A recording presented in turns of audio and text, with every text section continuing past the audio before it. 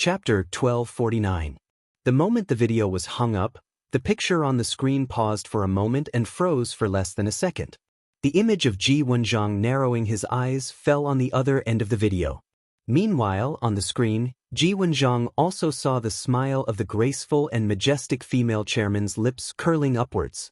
This faint smile had a profound meaning, making it hard for others to decipher it. It was the confidence of victory, the mockery of disdain, and a trace of indifference, as if everything was under control.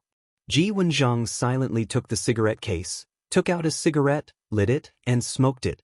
In his office in the hidden Dragon Sea, his desk was still close to the window. There was a strong wind in Yuzhou. The howling cold wind blew against the window lattice and made a whining sound.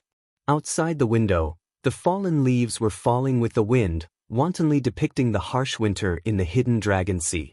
Ji Wenxiang's slightly narrowed eyes were deep, but behind the deep eyes, there was a touch of helplessness and bitterness, as well as anger that was not too obvious but really existed. Bai Qingqian. This Bai Qingqian, the only female speaker at the provincial level in the entire Zhongzhou state, had begun to become more and more tough recently. To some extent, Bai Qingqian was simply unscrupulous now. Everyone knew that she was now one of the leaders of the new group. But after all, the election had not officially begun, which meant that Bai Qingqian could be said to be a member of the new group, but also a member of the giant group. The ambiguity of her identity and position did not put her in a passive position. Given the relationship between Li Tianlan and Dongqing Wudi, ordinary strategies such as sowing discord were useless and would backfire. The relationship between the two remained unchanged, and the new group and the giant group were destined to advance and retreat together. It also meant that Bai Qingqian now had the full support of both the giant group and the new group. Bai Qingqian's strength was completely understandable, because now Bai Qingqian was very stable, unreasonably stable. After the election, there were 9 directors and more than 20 members of parliament. Anyone could have an accident, but Bai Qingqian was the most stable. After the election, Bai Qingqian properly entered the cabinet and ranked 3rd in the cabinet, second only to the 2 directors, the prime minister and the deputy prime minister. Whether it was real power or influence, she would play an important role in the parliament. The new group was determined to win this position. Li Tianlan climbed to the top of the divine list at this time. Bai Qingqian's current position was almost uncontested except for herself. So now Bai Qingqian was in a state of having no desires at all. Bai Qingqian had criticized Hua Xingyang.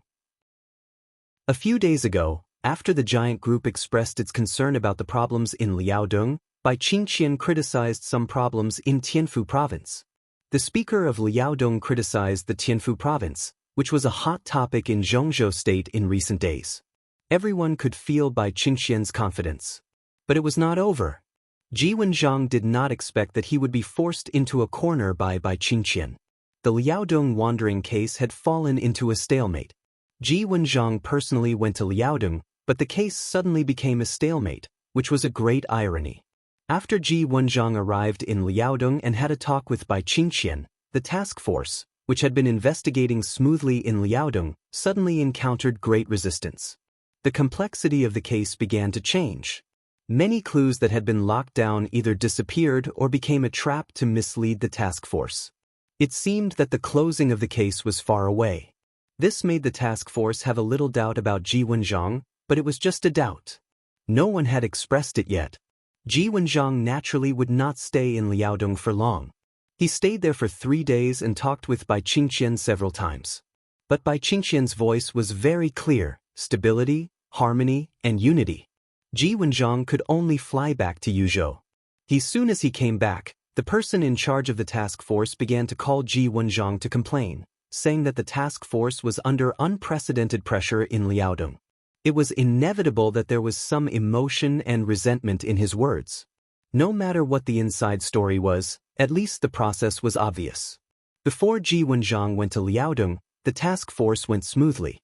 After Ji Wenxiang talked with Bai Qingqian, the task force began to hit a wall again and again. They were all experienced old inspectors. Naturally, they would not see anything from the surface, but the surface was also a clue. Although they did not suspect anything, At least they were now very curious about what Ji Wenxiang and Bai Qingqian had talked about. This curiosity was caught by Ji Wenxiang. Undoubtedly, Ji Wenxiang was a little annoyed and immediately had a video chat with Bai Qingqian. Bai Qingqian's attitude did not change at all. His attitude was extremely clear. He just wanted stability. Bai Qingqian very strongly expressed that she had the confidence to control Liaodong and hoped that the parliament would believe in her ability. He expressed full support for the work of the task force, but he also expressed that he did not want the task force to be used by people with ulterior motives. Bai Qingqian said that going to Liaodong was just an accident. The general situation in Liaodong was not as bad as she had imagined. She hoped that the parliament could trust Liaodong and the parliament of Liaodong.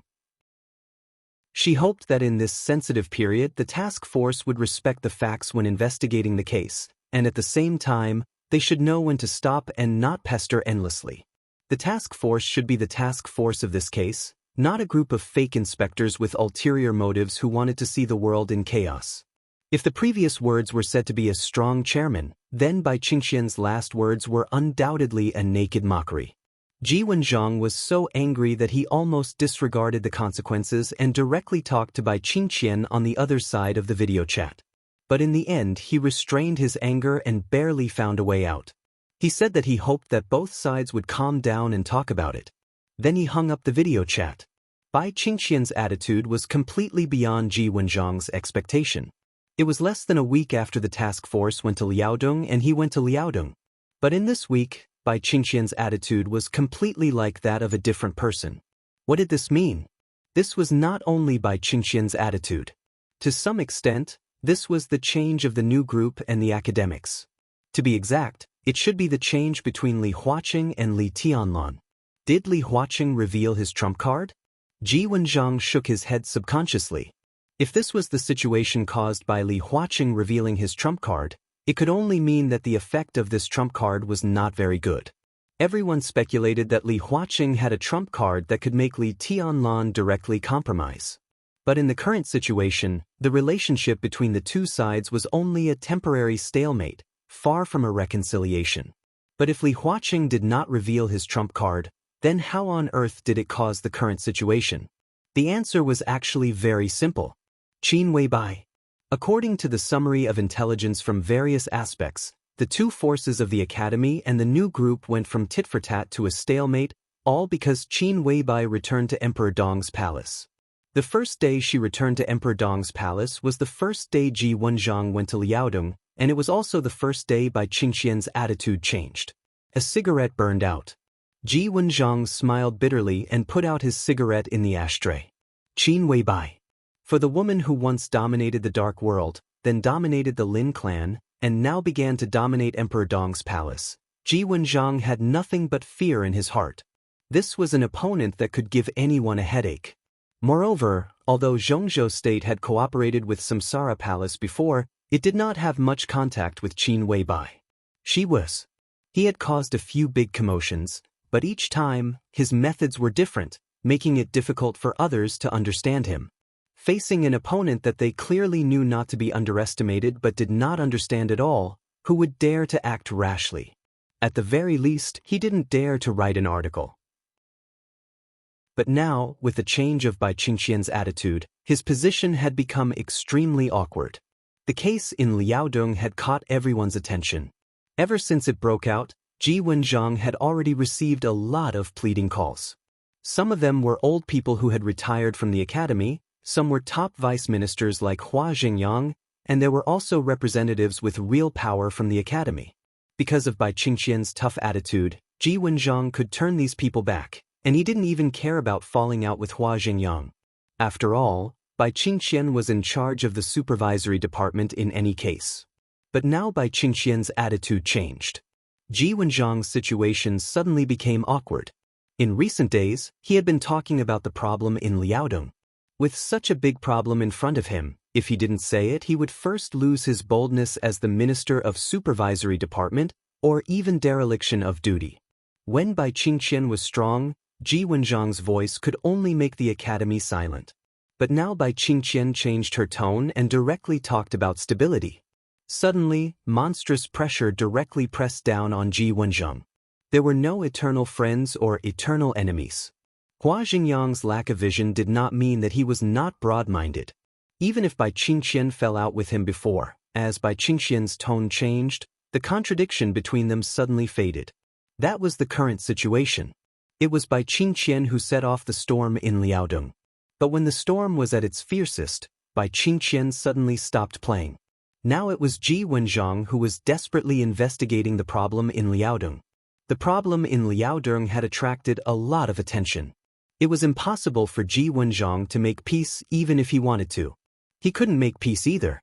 The academics wanted to minimize the problem and handle it internally. Bai Qingqian demanded stability. Ji Wenxiang was desperately investigating Liaodong. What did that mean? No matter what the cause was, things had developed to this extent, which meant that Ji Wenxiang of the Southeast Group was fiercely firing at the academics and the giant group. No one could understand how great the pressure was if they were not the parties involved. Not to mention the process, but only the current result. Ji Wenxiang had been severely cheated by Bai Qingqian. There was no result in Liaodong, so Ji Wenxiang was trapped in Liaodong. The problem in Liaodong was obvious. Ji Wenxiang had no way out, so he had to investigate. But how could he investigate? Bai Qingqian came out in person to stop him. The task force was also in a very passive situation. They couldn't find anything. It was impossible not to investigate. If Ji Wenxiang forcibly withdrew at this time, not only would his prestige be ruined, but the entire Ministry of Supervision and even the Southeast Group would be greatly affected. In the ever-changing situation, there were many intentional and unintentional collisions. In the game where only results mattered, Ji Wenxiang's current situation undoubtedly gave other groups a signal that they could plot against the Ministry of Supervision. The case in Liaodong was destined to be in a stalemate. But this was not a confrontation between the academy and the new group. It was a tacit understanding between the two sides, which was to make Ji Wenxiang temporarily unable to extricate himself from the matter in Liaodong. It was a game between the new group and the academy. The Southeast Group entered the game passively. In such a situation, what Ji Wenxiang feared most was something that was destined to happen. Huading. Chapter 1250. What would happen in Huading? Few people in Zhongzhou State knew about it now. To be exact, only Wang Xiaoyao and several high-level officials of the Southeast Group knew about the storm brewing in Huading at this time. But Ji Wenxiang had no doubt about the reaction speed of other groups. Once the incident in Huading broke out, everyone would react as soon as possible. Liaodong had now involved a lot of Ji Wenxiang's energy. What he was most afraid of was that the incident in Huading would be exposed at this point in time. But what he was afraid of happened. The chaotic war had begun. Wang Xiaoyao held a bomb in his hand. He would inevitably detonate it at the most appropriate time to create the greatest benefits for him. This bomb was essentially a deal between Wang Xiaoyao and the Southeast Group. Both sides had reached a preliminary intention of cooperation, but it was up to Wang Xiaoyao to detonate the bomb. Ji Wenxiang lit a cigarette again, picked up the phone, and planned to call Wang Xingxiao. Now he could not do much, but at least he had to inform Wang Xingxiao. Today's conversation with Bai Qingqian would probably spread throughout Zhongzhou State tomorrow. At that time, more pressure would be on him. In any case, he had to let Wang Xingxiao prepare in advance. The confidential phone just pressed 2 buttons. There was a sudden knock on the door. Ji Wenxiang's dialing hand paused slightly, and he looked at his watch. It was nearly 11 o'clock at night. At this time, if there was nothing special, the secretary would not knock on his door. "Come in." Ji Wenxiang put down the phone and said in a low voice. The secretary, who had been with him for nearly 5 years, opened the door and said in a steady voice, Minister Zhang said that he has something very important to report to you." Minister Zhang.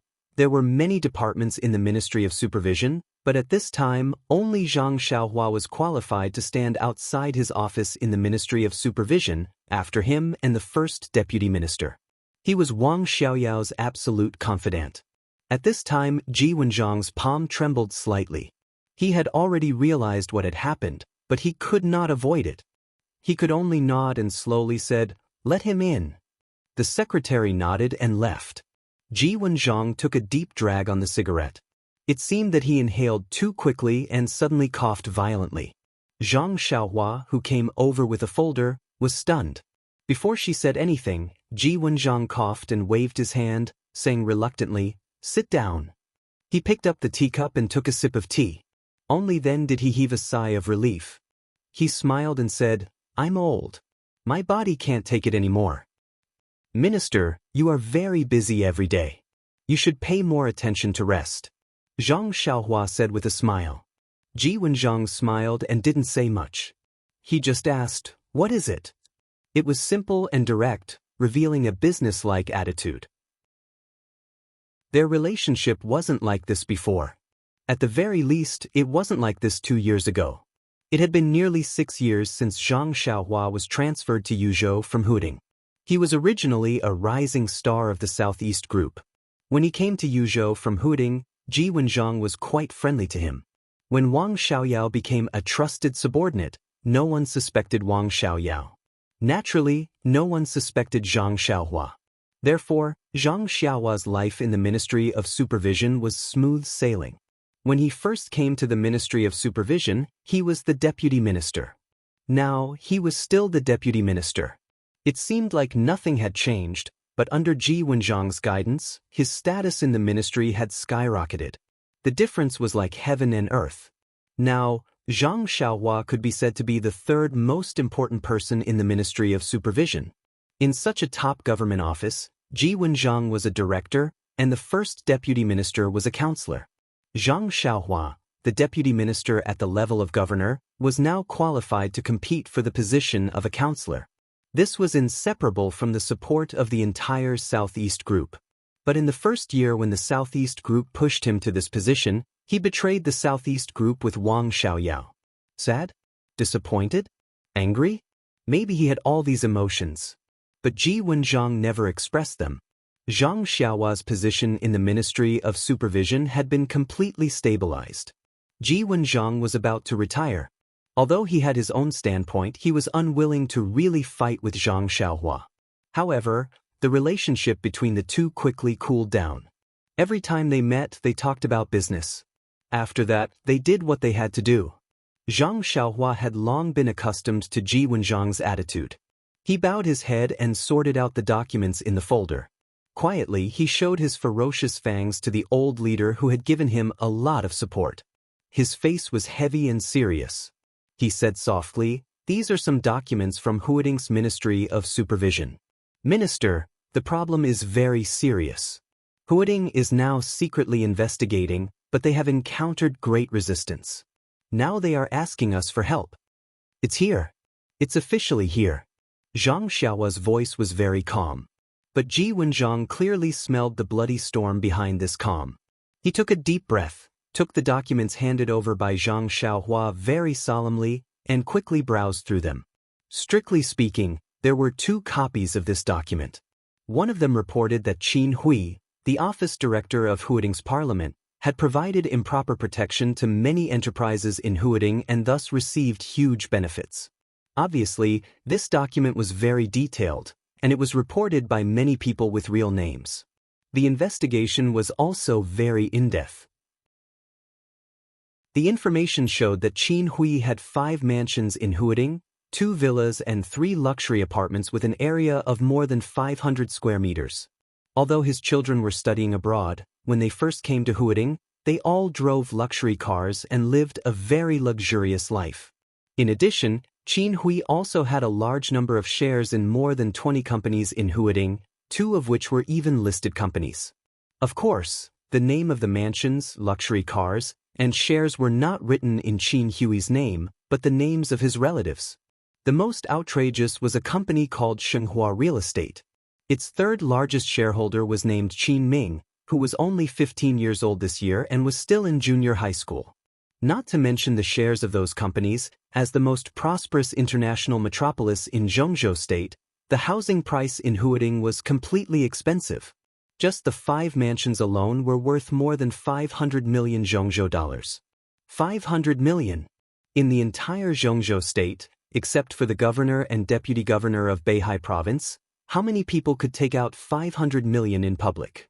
The office director of Huating's parliament. This sounded inconspicuous, but it was a real power. Qin Hui was a legitimate deputy governor, and also one of the 13 councillors of Huating.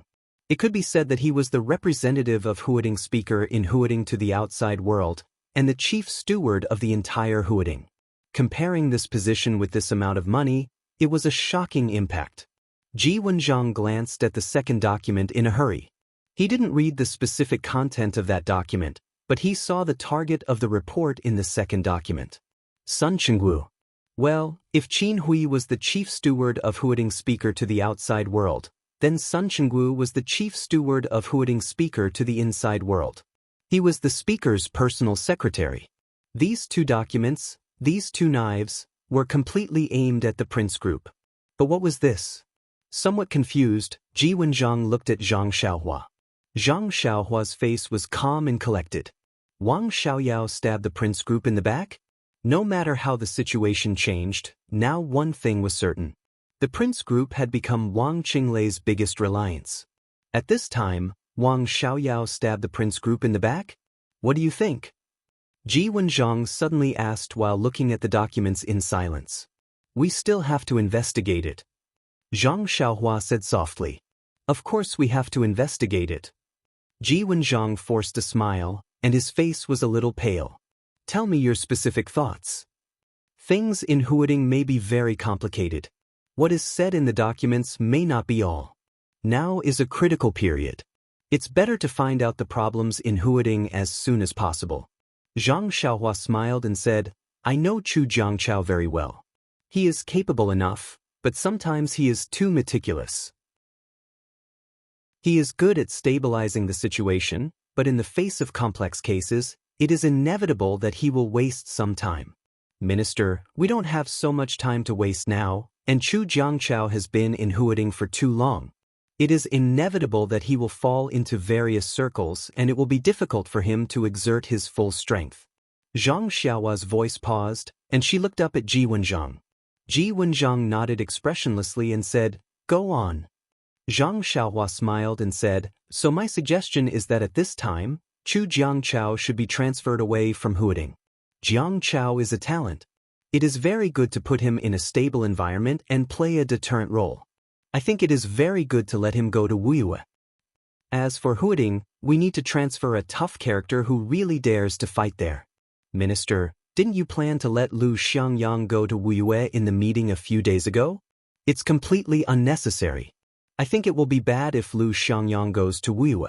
Wuyue has been relatively stable in recent years. There may be some small problems, but we should believe in Speaker Qinglei's ability. At this time, I think it is the best choice to let Lu Xiangyang go to Huating. Zhang Xiaohua said slowly. Ji Wenxiang took a deep look at Zhang Xiaohua and instantly understood what she meant. Transfer Chu Jiangchao out and Lu Xiangyang there. On the surface, it was the Southeast group that was attacking the Prince Group. Of course, this kind of cover-up seemed meaningless. Moreover, he was now involved in the Liaodong case, and the influence he could exert on Huating was relatively limited.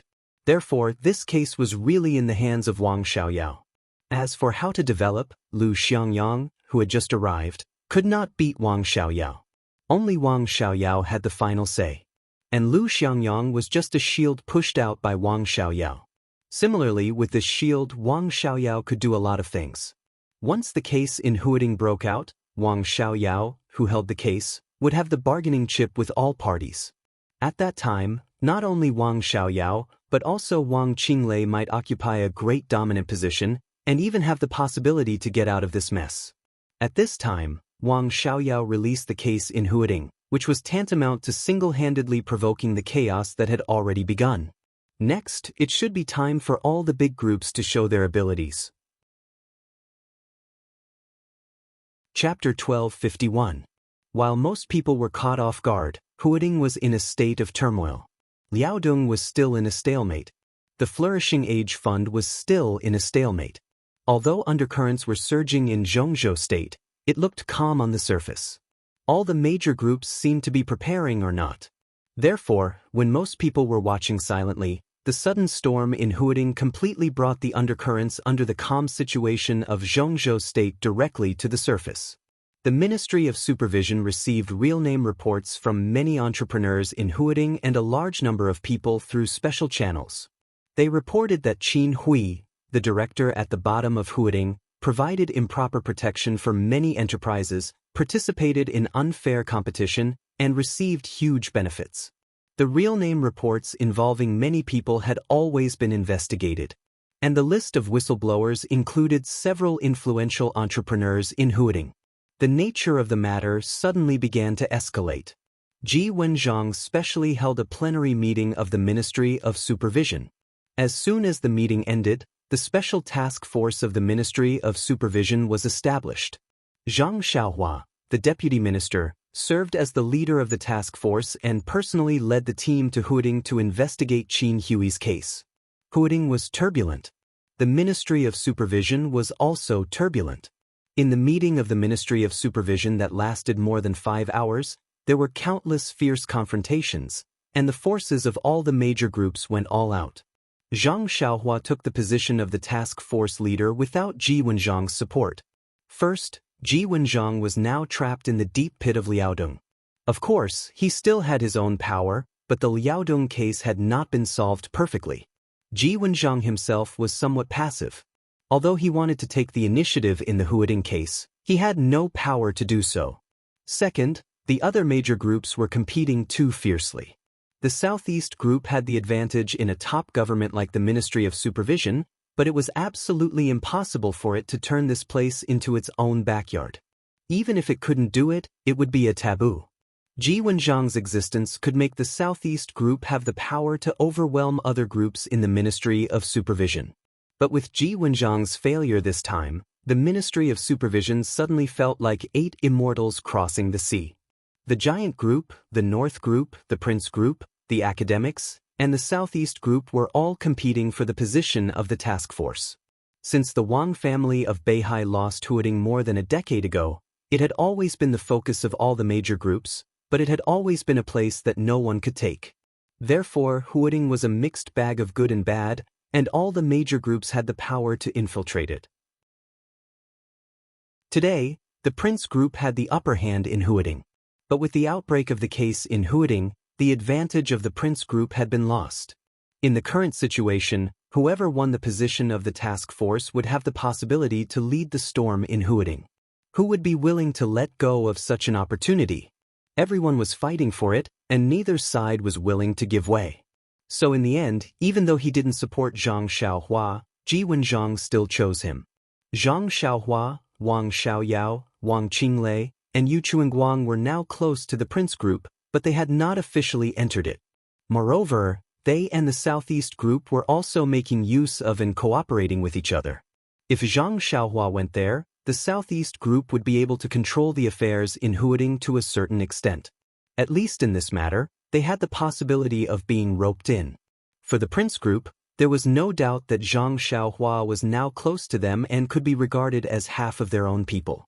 If they couldn't compete with their own people, it was the best choice to support Zhang Xiaohua. The Southeast Group and the Prince Group supported her at the same time. Zhang Xiaohua was also the former Minister of Supervision of Huading, so he knew Huading very well. Therefore, after a fierce competition, Zhang Xiaohua personally led the team to Huading. And Zhang Xiaohua did not disappoint anyone.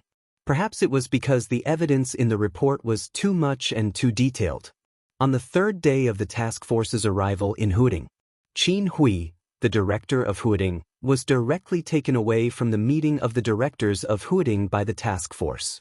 That afternoon, the secretary of Huading Speaker Zhong Yue was also taken away by the task force. The wind and clouds were howling. The major groups in Zhongzhou State were completely shocked. One after another, the people involved in the case were continuously dragged into it. Different from Liaodong, the whole of Huading had become a battlefield in the shortest time, and all the major groups entered the battlefield. And the first to move was the Southeast Group.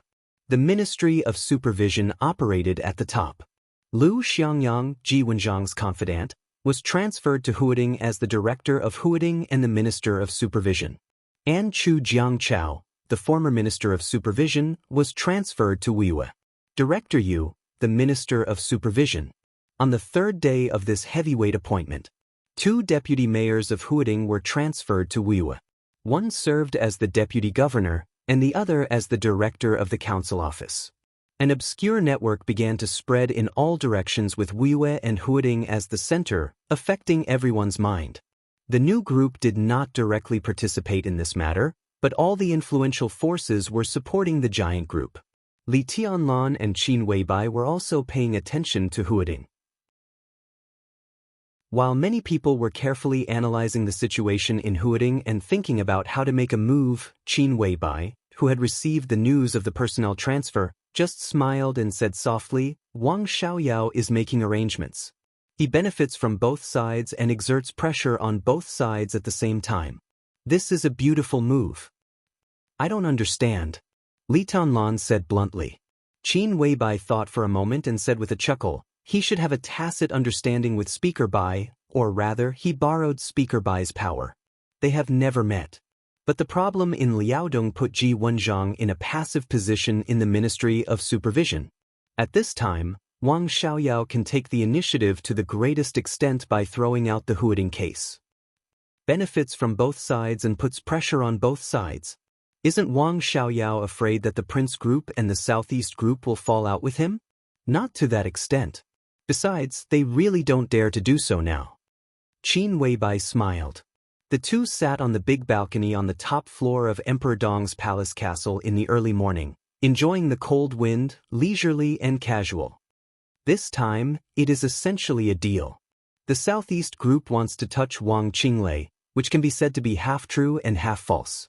The so-called true is that they really want to touch him and settle accounts with him.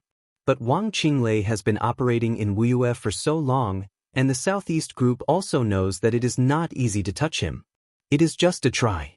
It would be best if they can touch him, but if they can't, they will put pressure on him. This year is very critical for Wang Qinglei. Even if the Southeast Group can't touch him, it will cause a lot of obstacles for him. So Wang Qinglei will definitely feel the pressure.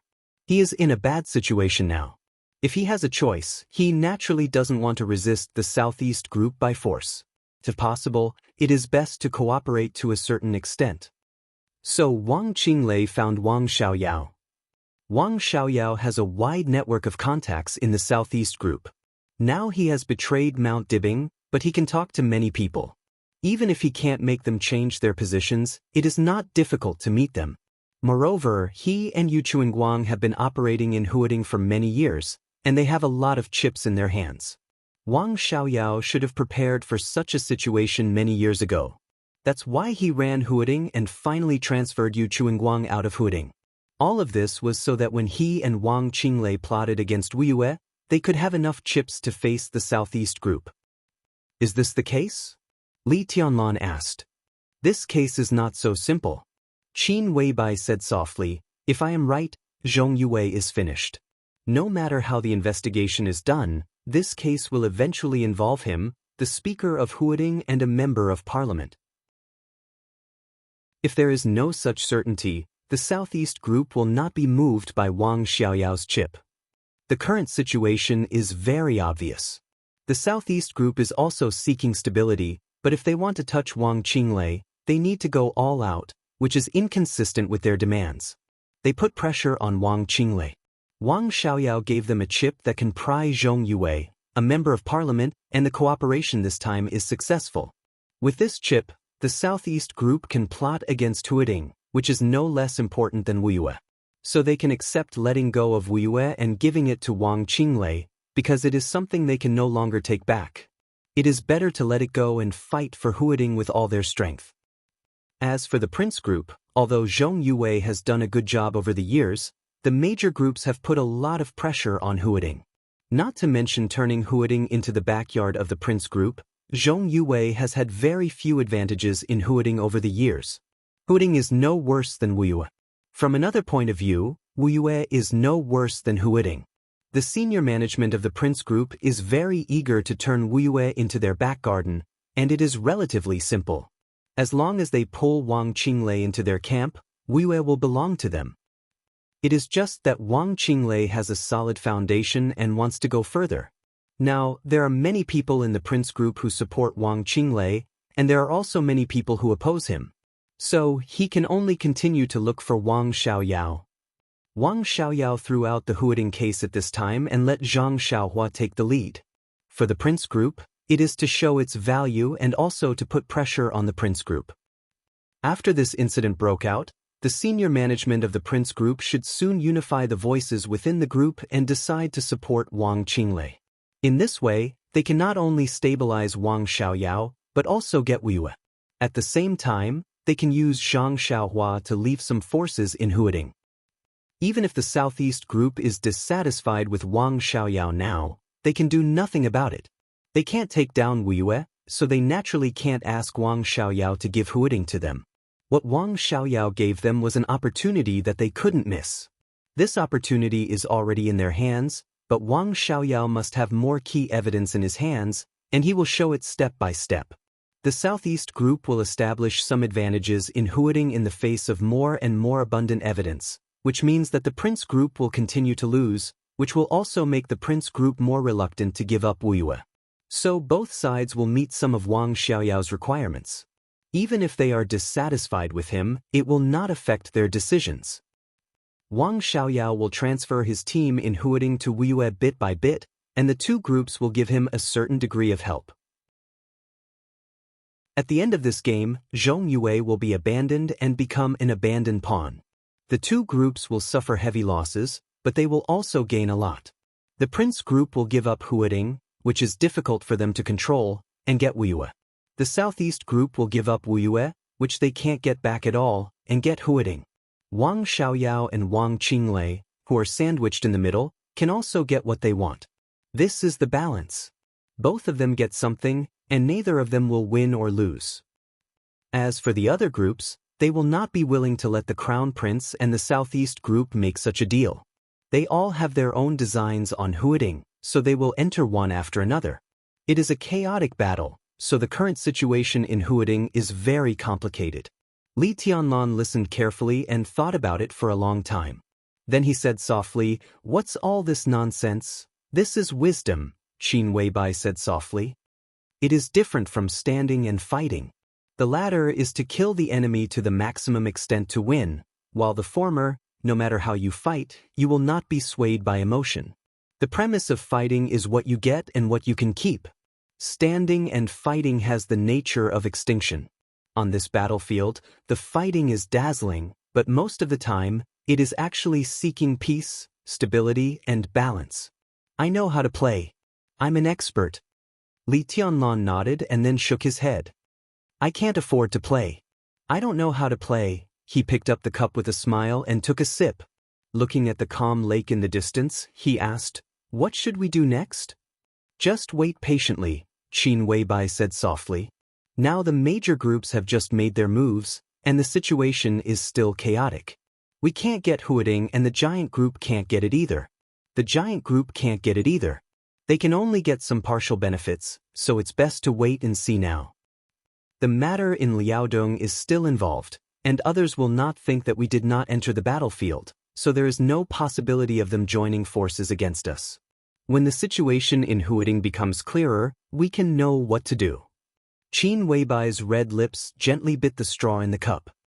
But the outcome of Huading, if analyzed in depth, will probably be the outcome of this election.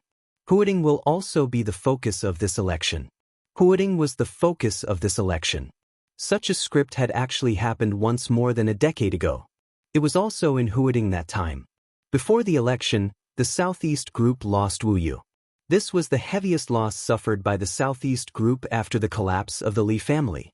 And this time, it was in Huading again. Qin Weibai's eyes turned, and no one knew what she was thinking. "We still have to wait." Li Tianlan shook his head, feeling a little helpless. He was really bored now. "Don't worry." Qin Weibai chuckled. "Huading is already in chaos. All the major groups have begun to enter the battlefield, and each other's energy is involved. Such a situation is good for us. Li Huaqing should also make up his mind. In 3 days at most, he will definitely take the initiative to talk to you." "Why are you so sure?" Li Tianlan was a little curious. Because something will happen in Yuzhou. Qin Weibai looked at Li Tianlan and said softly. Her eyes were full of affection, but behind the affection, there was a touch of sadness. Tianlan, after Li Huaqing talks to you, I will leave. Li Tianlan looked at Qin Weibai calmly and raised his eyebrows. Where are you going? Qin Weibai turned her head and whispered, to the Lin clan, to deal with some things. After all, I am still the patriarch of the Lin clan. Chapter 1252. Li Tianlan's eyes became a little complicated. His mood at this moment could not be described at all. Qin Weibai was going to the Lin clan. Without any warning, Qin Weibai said it calmly. Li Tianlan didn't feel surprised at all. The emotion in his heart seemed to be reluctance, but also disbelief. Everything was a little uncertain. What happened to the Lin clan recently? Li Tianlan asked. There has always been something. It just depends on what I do. Qin Weibai looked at Li Tianlan softly, as if she was trying to remember his appearance. Now the dark world is not calm, and there are some different voices within the Lin clan. Mr. Lin is now in South America. The branch in South America wants to expand. The interests of the Jiang family, the Heroes Club, and even the fantasy world are what they want now. Li Tianlan nodded. Lin Bujing. A few days ago, he talked to the patriarch of the largest branch of the Lin clan in South America on the phone. He was a very forthright middle-aged man. The deepest impression he gave Li Tianlan was that he was extremely decisive and sincere. Lin Bujing hoped to get the support of Emperor Dong's palace in America. Strictly speaking, he hoped that Emperor Dong's palace could send troops to America and share America with him. This guy was very ambitious, but he didn't fight at all when he should.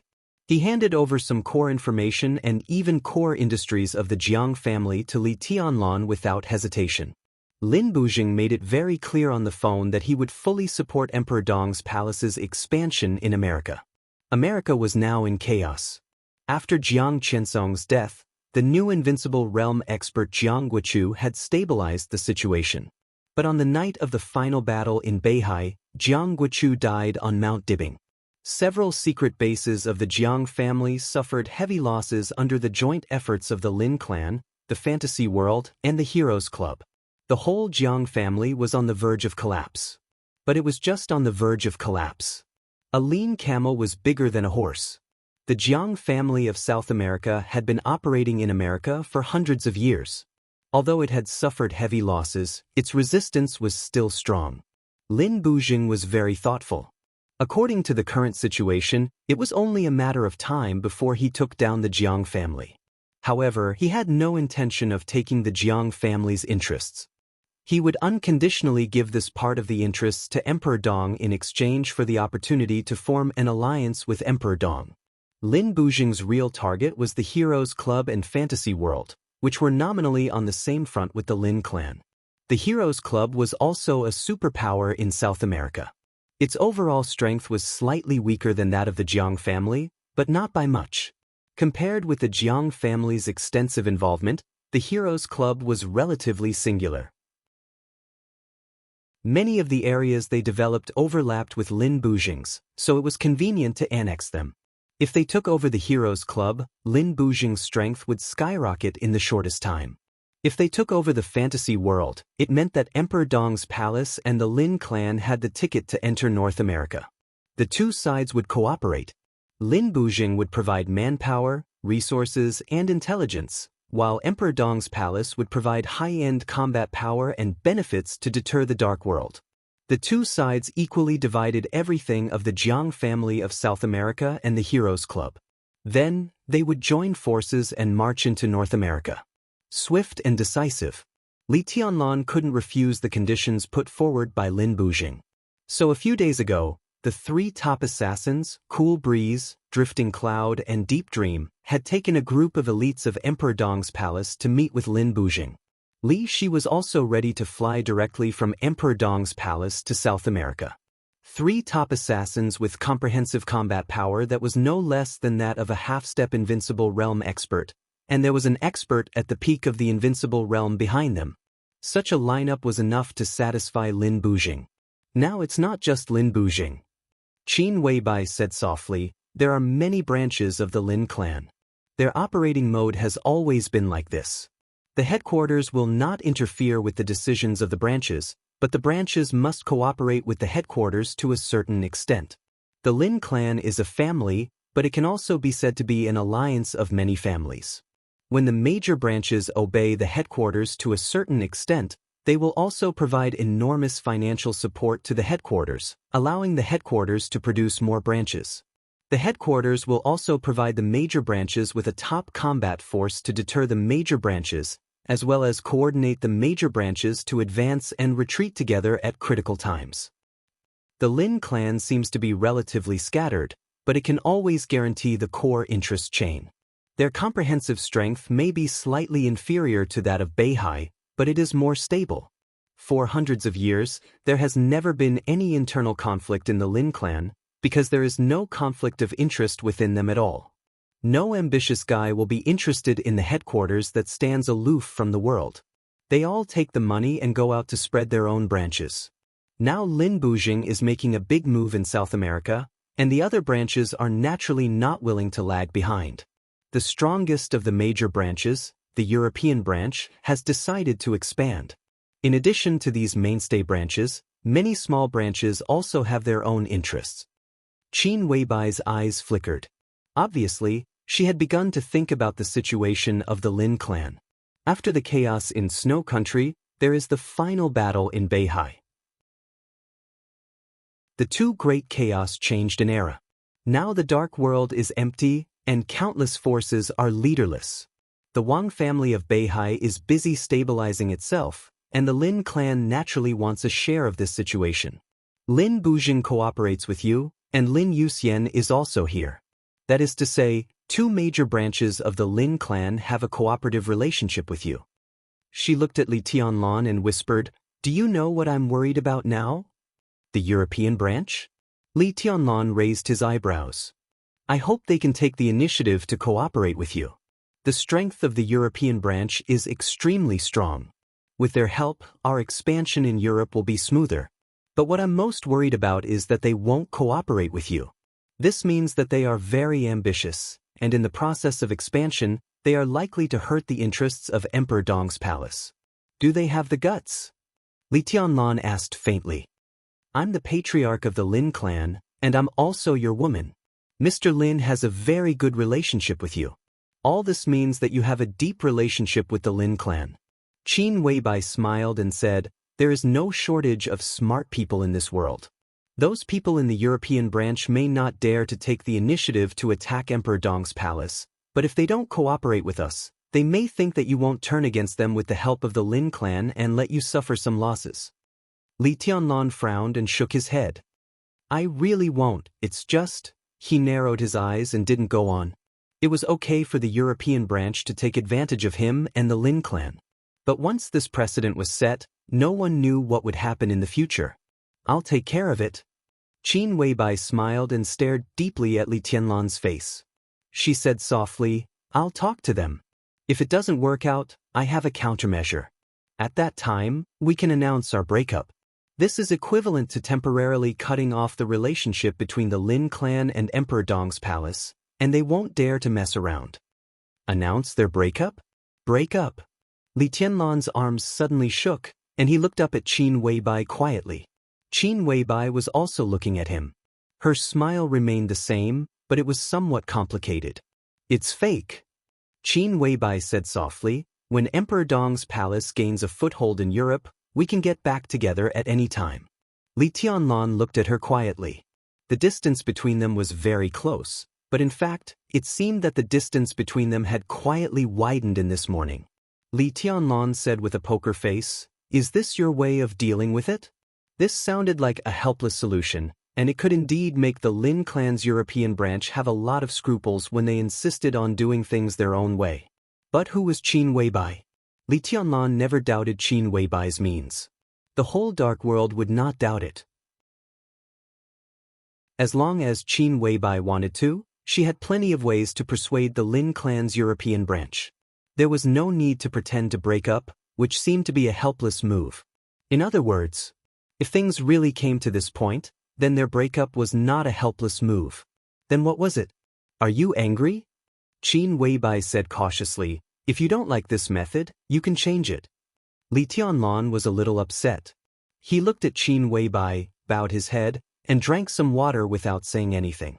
Qin Weibai also fell silent. Once again, there was a touch of awkwardness between them that had never existed before. Li Tianlan frowned slightly, and his eyes were a little dazed. Since they came back from the lake that day, Li Tianlan had always felt that something was wrong. But Li Tianlan couldn't tell what was wrong with him. The Qin Weibai in front of him was Qin Weibai. Li Tianlan could be sure of this. But this Qin Weibai, for some reason, always had some conflicts with the Qin Weibai in his heart. But in fact, there was no difference between them. Li Tianlan doted on her, loved her, and even relied on her. But when he was with her, this kind of feeling always created a barrier between him and Qin Weibai. This kind of feeling seemed to have always existed, but Li Tianlan didn't notice it at all. It was like, this kind of feeling, which should have been natural, was always a little inappropriate for Qin Weibai. Or in other words, it should not be on her. All his feelings should be on another person. But the Qin Weibai in front of him was indeed Qin Weibai. During the days when they were together, no one knew what the other was thinking. Qin Weibai proposed to leave Emperor Dong's palace and even pretended to break up. This made Li Tianlan more and more confused. He didn't know what was going on with these actions, but it always gave Li Tianlan a very bad feeling. Qin Weibai suddenly called out. Li Tianlan looked at her. It's time to talk to Li Guangtu. Qin Weibai lowered her head and whispered, you haven't talked to him since you caught him, have you? You've been ignoring him. Now it's almost time. Li Huaqing will come to you soon. How to deal with Li Guangtu should be decided. Li Tianlan nodded thoughtfully and suddenly said, what do you suggest? Qin Weibai smiled softly and said, this is the internal affairs of the Li family. I don't know, so you can only make the decision. After a pause, she seemed to hesitate and continued, but I don't like this person. I'll let him go for the time being. Personally, it's not necessarily a bad thing. Li Tianlan took a deep look at her. Both of them knew what it meant to let Li Guangtu go at this time. It didn't mean that Li Tianlan and Emperor Dong's palace would have one more enemy in the future. It meant that as long as Li Guangtu was let go, Li Guangtu would definitely go against Li Tianlan. It also meant Li Guangtu would die. This was Qin Weibai's attitude. Chapter 1253. For everyone in the purgatory of heaven capital, the so-called cage was in their own headquarters. They could see the sun rising and setting, the blue sky and white clouds, know the changes in the outside world, and feel the wind and clouds, but they were trapped in a small space, unable to do anything but rage. No one could have imagined that their own headquarters would become a prison to trap themselves. In this prison, they were free. They could choose to eat, have all kinds of entertainment, and pay attention to the outside world. But they just couldn't leave the headquarters. Their ambitions, their dreams, their expectations of what to do, what to change, what to get, they could only think about it. They couldn't do anything. Such a ridiculous and fantastical thing had actually happened just like that. The headquarters of the purgatory of heaven capital became a prison. Li Guangtu, the dominator of the purgatory of heaven capital, was captured by Li Tianlan. The purgatory of heaven capital, which still had the foundation of a superpower and seemed to be elite and powerful, lost its right to speak in the dark world in an incredible way. The people in the purgatory of heaven capital began to panic and wander. It started before the final battle in Beihai. Until now, it had been more than 2 months. Some people entered the purgatory of heaven capital, but no one came out. The atmosphere in the headquarters became more and more weird. All kinds of quarrels and contradictions began to escalate, and the cohesion that they were proud of began to gradually disperse. All of this was because the headquarters had now become a prison that only allowed people to go in and not get out. The headquarters of the purgatory of heaven capital was not besieged by thousands of troops and horses, not locked by various high-tech weapons, and not forbearance under the general trend. It was a streak of sword energy. It was just a streak of sword energy. It came from the young Donghuang. For dozens of days, the streak of sword energy had been surrounding the headquarters of the Purgatory of Heaven capital, never dissipating, never weakening. It was fierce and light, sealing every expert who wanted to leave the headquarters of the Purgatory of Heaven capital. Apart from Li Kuang-tu, the only invincible realm expert in the Purgatory of Heaven capital, Daybreak, had stabilized his realm. These days, he had been trying to break the blockade. Daybreak admitted that he was no match for Li Tianlan, but he always felt that he could not even defeat a streak of sword energy. But it turned out that he really couldn't. The first time he entered the domain of sword energy, Daybreak struggled to walk 4 steps in it, and then he was seriously injured. 2 months later, he recovered from his serious injuries and once again faced the sword chi cage. However, he only managed to take 4 steps inside before he was heavily injured again. From the beginning to the present, the sword energy showed no sign of weakening. It was endless. Fire-flaming realm martial artists would die if they touched it. The peak of the thunder-shocking realm martial artists could struggle for a while. As for Daybreak, as an invincible realm martial artist, he only had 4 steps to move. Daybreak was very sure that with his current strength, 4 steps was his limit. The moment he took the 5th step, he would perish in the sword chi. The climate of the headquarters of the Purgatory of Heaven capital was warm and sunny. The sword energy floated invisibly outside the headquarters, occasionally reflecting a colorful light under the sun. But the headquarters of the Purgatory of Heaven capital was getting more and more depressed. It was a state of gradually losing hope and becoming numb. Everyone's heart seemed to be falling along with the trend of the fall, constantly degenerating under the general trend. Daybreak stood quietly in front of the gate of the headquarters, looking at the same sunshine inside and outside the headquarters with a blank look. After Li Tianlan's sword energy blocked the headquarters of the Purgatory of Heaven capital, it became the place where Daybreak stayed most often. The sword energy began to spread to the entire headquarters from this place, like a cage, completely enveloping the headquarters. After that, Li Tianlan never came to the Purgatory of Heaven capital again, but the sword energy he left had never dissipated. What Daybreak had been studying was this sword chi. This sword strike, not to mention its power, was undoubtedly the peak of the dark world. If he could study it thoroughly, his realm could definitely directly rush to the peak of the invincible realm, and the embarrassing situation of the Purgatory of Heaven capital would completely disappear. So day and night, eating and sleeping most of the time, he was here. He was also here during the period of 2 tests and 2 serious injuries. More than 2 months. The invisible sword energy that ordinary people couldn't see at all had become clear in his eyes. The sword energy was like a dragon, constantly rotating around the headquarters. Wisps of sword energy continued to gather and overlap, but they did not disappear. Instead, they formed an extremely delicate cycle. Daybreak could see this sword energy, but he could only see it. He didn't gain anything from this sword energy. What he could feel was the purity of this sword energy. It was extremely pure. The sword light was restrained, and there was even no sword intent. Maybe there was. But Daybreak couldn't see it at all. What was in front of him was just a pure sword energy that he couldn't see through at all. Daybreak just watched it silently. Time passed. Day after day.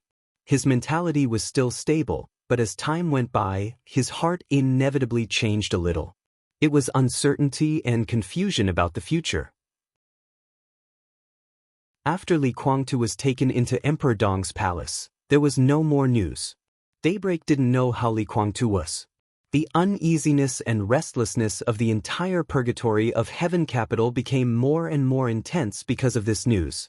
He didn't know if Li Kuang-tu could walk out of Emperor Dong's palace, or if they could walk out of the Purgatory of Heaven capital. He didn't know when the pure sword energy in front of him would disappear. Maybe it would disappear one day. But how long would that be? 1 year, 2 years, or even longer? If the overall situation of Zhongzhou State and the Dark World was settled, what was the point of them going out? Could they really go out? When everything was settled, maybe this sword light would become a real killing sword. Once the constantly circling sword energy shrank inward, no one in the entire Purgatory of Heaven capital could stop it. It shrank in all directions from the ground to thousands of meters in the air. All the people in the purgatory of heaven capital, all the buildings, all the flowers and plants, and even every grain of dust would be completely shattered by this sword energy. There would be no trace of their existence.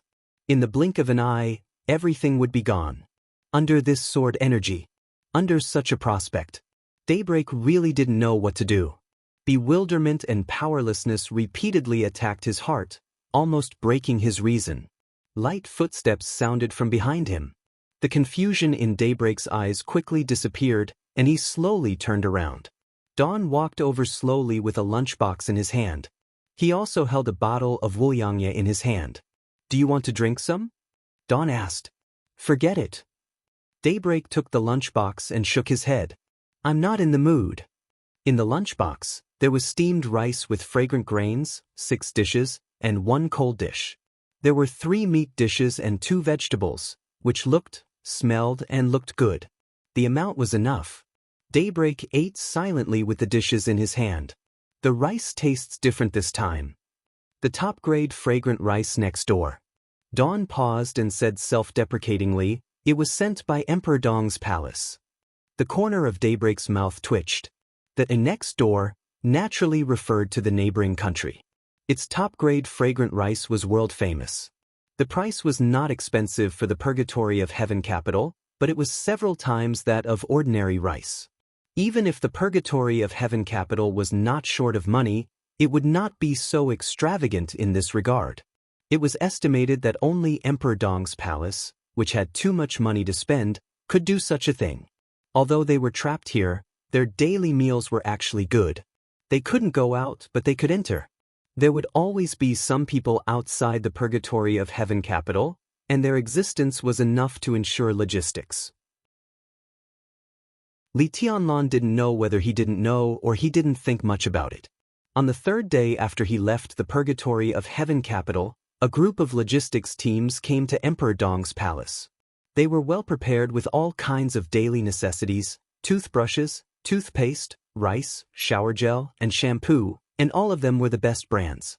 The rice now was sent by Emperor Dong's palace. "What's this?" Daybreak smiled bitterly and shook his head.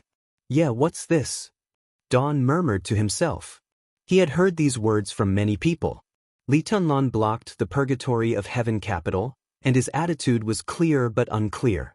At least until now, Li Tianlan might fight with Li Guangtu to the death, but he really didn't regard the purgatory of heaven capital as an enemy.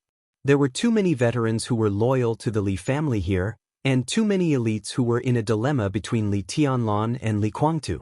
The 2 generations of heirs of the Li family might be hostile, but between Emperor Dong's palace and the purgatory of heaven capital, there was bound to be endless and chaotic fetters. Li Tianlan locked them up, but he never killed anyone from the purgatory of heaven capital. He couldn't kill them because they were not enemies. He trapped them because he didn't want them to become enemies of Emperor Dong's palace. The batches of logistics supplies and food sent by Emperor Dong's palace all represented Li Tianlan's sincerity. How did the people of the purgatory of heaven capital feel when they ate the rice sent by Emperor Dong's palace and received the daily necessities sent by Emperor Dong's palace? Top fragrant rice that could be exchanged for dozens of caddies of ordinary rice, toothpaste and toothbrushes imported from abroad, a large number of Zhongzhou State's top cigarettes and wine, Zhonghua Suyen, Maotai, and Wuliangye, were moved over, and even the towels and bath towels were King Hermes. What was this? Was it taunting, showing off, or swaggering? None of them. Every veteran of the Li family knew it was none of them. It was not taunting them for making a wrong choice or showing off that Emperor Dong's palace was as rich as a country. Everyone, including Dawn and Daybreak, knew it. None of them. This was the promise of that child.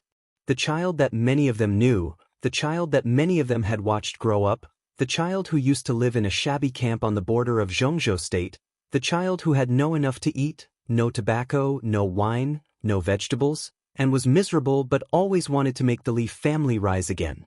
He said that he would let the people of the Li family live the best life. They were from the Li family. There were people from the Li family in the purgatory of heaven capital and Emperor Dong's palace. These large batches of almost ostentatious and extravagant materials entered the headquarters of the purgatory of heaven capital. They were all Li Tianlan's promises. They stood on Li Guangtu's side. Some of them were no longer Li Tianlan's elders or friends, nor were they Li Tianlan's enemies. But in Li Tianlan's eyes, they were all from the Li family.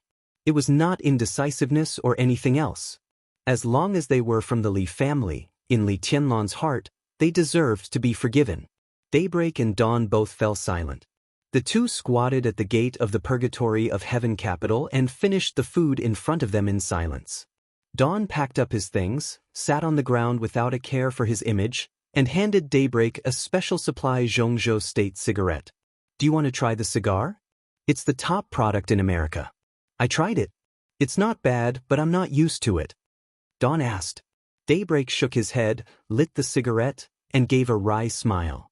Now we're a little messy internally. Dawn whispered. Hua Zhang has been very angry recently. Yesterday he almost fought with Tong Ming.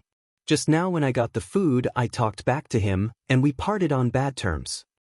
When he spoke, his voice was very calm, but there was a touch of melancholy in his eyes that couldn't be concealed. In terms of blood relationship, Li Huazhang was Li Guangtu's cousin. Li Tianlan had been calling him uncle since he was a child.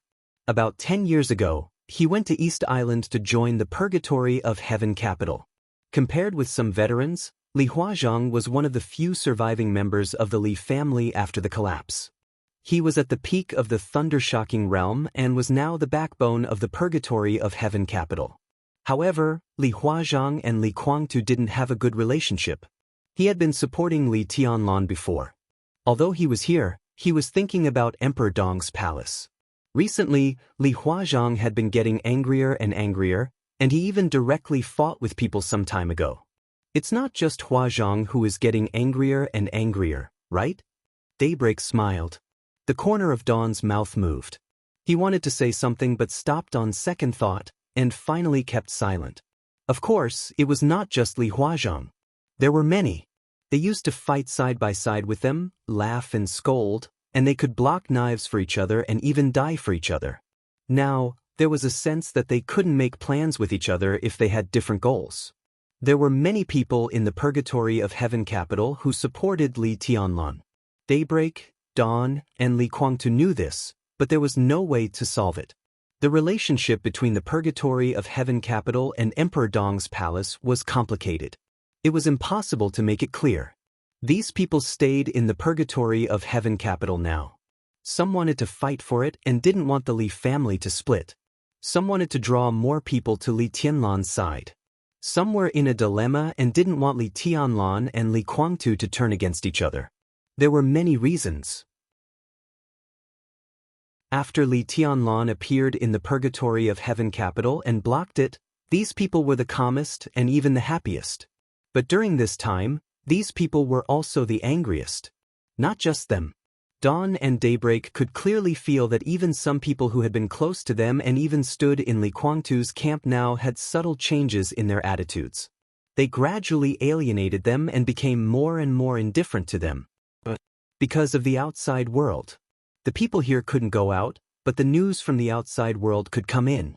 When the news that Jiang Shangyu, Gu Xingyun, and Li Guangtu joined hands to besiege Li Tianlan came, the headquarters of the Purgatory of Heaven capital was in an uproar. If Daybreak hadn't suppressed it, the Purgatory of Heaven capital might have been divided that day. Li Guangtu. Because of Li Guangtu, the Li family had completely declined. That was Gu Xingyun's conspiracy and the desperate counterattack of the Wang family of Beihai. No one blamed him. Gu Xingyun. It was him who made the Li family what it was now. How many people in the Li family hated Gu Xingyun? But now, Li Guangtu and Gu Xingyun actually joined hands to deal with the heir decided by Li Honghe. How absurd it was. Where did such a joint effort put the old people of the Li family? Where did such a joint effort put the old people of the Li family who had suffered over the years? Where did such a joint effort put the old people's hatred who had died over the years? Did such a joint effort mean that after the blockade of the Purgatory of Heaven capital was lifted, they would stand together with Gu Xingyun to deal with Li Tianlan? Li Huazhang, who was usually gentle and calm, scolded Li Guangtu and Daybreak on the spot. He scolded them for being Gu Xingyun's lackeys. This angered some people, but it made more people in Li Guangtu's camp unable to even raise their heads. The internal conflict that was about to break out was suppressed by Daybreak with the power of the invincible realm. But since that day, Daybreak could clearly feel that the people of the purgatory of Heaven Capital had become cold. That night, 3 experts of the Li family who had left the Li family's camp earlier and had chosen to support Li Guangtu for many years found Daybreak. They came straight to the point and said that after the blockade of the purgatory of Heaven Capital was lifted, they would join Emperor Dong's palace. This was not a betrayal. The cooperation between Li Guangtu and Gu Xingyun meant that he gave up the support of the old people of the Li family. Since they gave up, it was natural for them to leave. Li Tianlan still regarded the purgatory of Heaven Capital as a part of the Li family. They also thought of themselves as members of the Li family. This position had been set many years ago. Now the Li family asked the people of the Li family to stand with Gu Xingyun to deal with their own people. They couldn't accept it, and they couldn't do it. This was a betrayal. Big brother, this is really wrong. Daybreak was silent for a long time, and then he said in a low voice. When the final battle in Beihai broke out, the purgatory of Heaven Capital had made a detailed battle plan.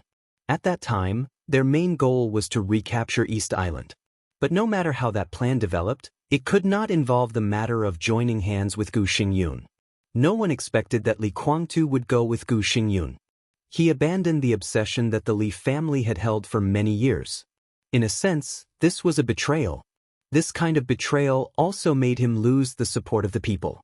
Now we can't see Big Brother, and no one knows what's going on. I don't believe that Big Brother doesn't understand the disadvantages of joining hands with Gu Xingyun. Daybreak said softly, I can understand how Huazhang feels, but at least we should give Big Brother a chance to explain. Maybe it's because of the benefits, maybe it's because of the prospects, or maybe it's because Emperor Dong's palace is giving you too much pressure. Li Ming said in detail, Jiang Shangyu should be the key. Otherwise, with Big Brother's temperament, he would not join hands with Gu Xingyun, and Gu Xingyun would not join hands with us. Jiang Shangyu is the key. Jiang Shangyu. Li Ming shook his head abruptly and sat on the ground with a gloomy face, not saying anything. Regarding this matter, you also have your own thoughts, right? Daybreak glanced at him and laughed. Dissatisfied? Dawn was silent for a while, then nodded. Do you hate me? Daybreak continued asking. Dawn nodded, then shook his head. I hate Gu Xingyun. Then what do you think of this? Daybreak asked, looking into Dawn's eyes. Li Ming was in a trance. After a long time, he lit a cigarette, took a deep breath, and said softly, I won't join hands with Gu Xingyun, but I will support my elder brother. That's a good sentence. He didn't let down the Li family or his position. But, do you still have a chance to support him? A calm and indifferent voice sounded abruptly. The sword energy around the purgatory of Heaven Capital fluctuated slightly for a moment, and then the sword energy that covered the sky shook violently. Li Tianlan's figure appeared directly in the air. He looked down at Daybreak and Dawn, his eyes calm and condescending. The entire purgatory of Heaven Capital was completely alarmed in an instant. In the purgatory of Heaven Capital, experts walked out of their rooms one after another and quickly gathered toward the gate. Everyone looked at Li Tianlan with extremely complicated eyes. The eyes of Daybreak and Dawn were more complicated. Especially Daybreak. He couldn't help but think of the first time he met Li Tianlan in East Island. At that time, if he hadn't taken action, would the current situation be different? But how could he not have taken action? Daybreak looked at him silently. After a long time, he said hoarsely, What did you do to His Highness? Li Tianlan glanced at him, then at the crowd gradually gathering in the purgatory of Heaven Capital, and said blandly, I killed him. Daybreak's body shook violently, and his face completely changed. What did you say? Li Guangtu is dead. Li Tianlan said blandly. Chapter 1254. After the bolt from the blue, there was an indescribable silence. Behind Daybreak and Dawn, at the forefront of the crowd, the beautiful phoenix suddenly shook her body. She seemed to be in disbelief and raised her head. She stared blankly at Li Tianlan standing in the air. Everyone's expression was dead silent. Li Guangtu, who had been able to suppress the Wang family of Beihai many years ago. Li Guangtu, whose scheming and personal strength had caused uneasiness in the entire Zhongzhou state. Li Guangtu, who made everyone believe that he would lead the Li family to the peak. Li Guangtu, who was teamed up by Kunlun City, the Wang family of Beihai, and even united with foreign forces and labeled as a traitor. Li Guangtu, who grew up in the Li family, fought side by side with them, went crazy, laughed, and quarreled with them. Li Guangtu, who cooperated with Gu Xingyun. Was he dead? Indescribable complex emotions swept through everyone's heart like a tsunami. One after another, streaks of blood spread in Daybreak's eyes at a speed visible to the naked eye. His eyes instantly turned red. Li Tianlan looked at him silently with a calm expression. No sadness or joy. I don't believe it. Daybreak gritted his teeth, stared at Li Tianlan, and growled word by word. The commotion in the crowd finally began to spread.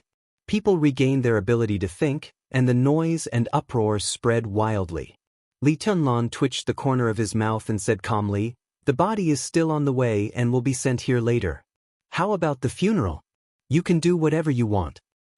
I don't believe you dare to kill him." Daybreak met Li Tianlan's gaze and did not give in at all.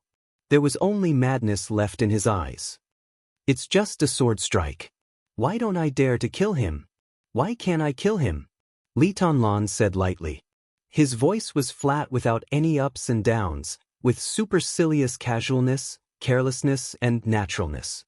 Daybreak stood where he was, and his aura kept surging. It was difficult for most people to understand the relationship between Daybreak and Li Guangtu.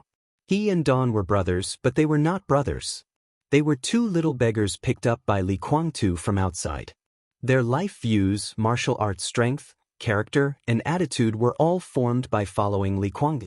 They certainly had a strong sense of belonging to the Li family, but this sense of belonging was not as important as Li Guangtu himself in their hearts.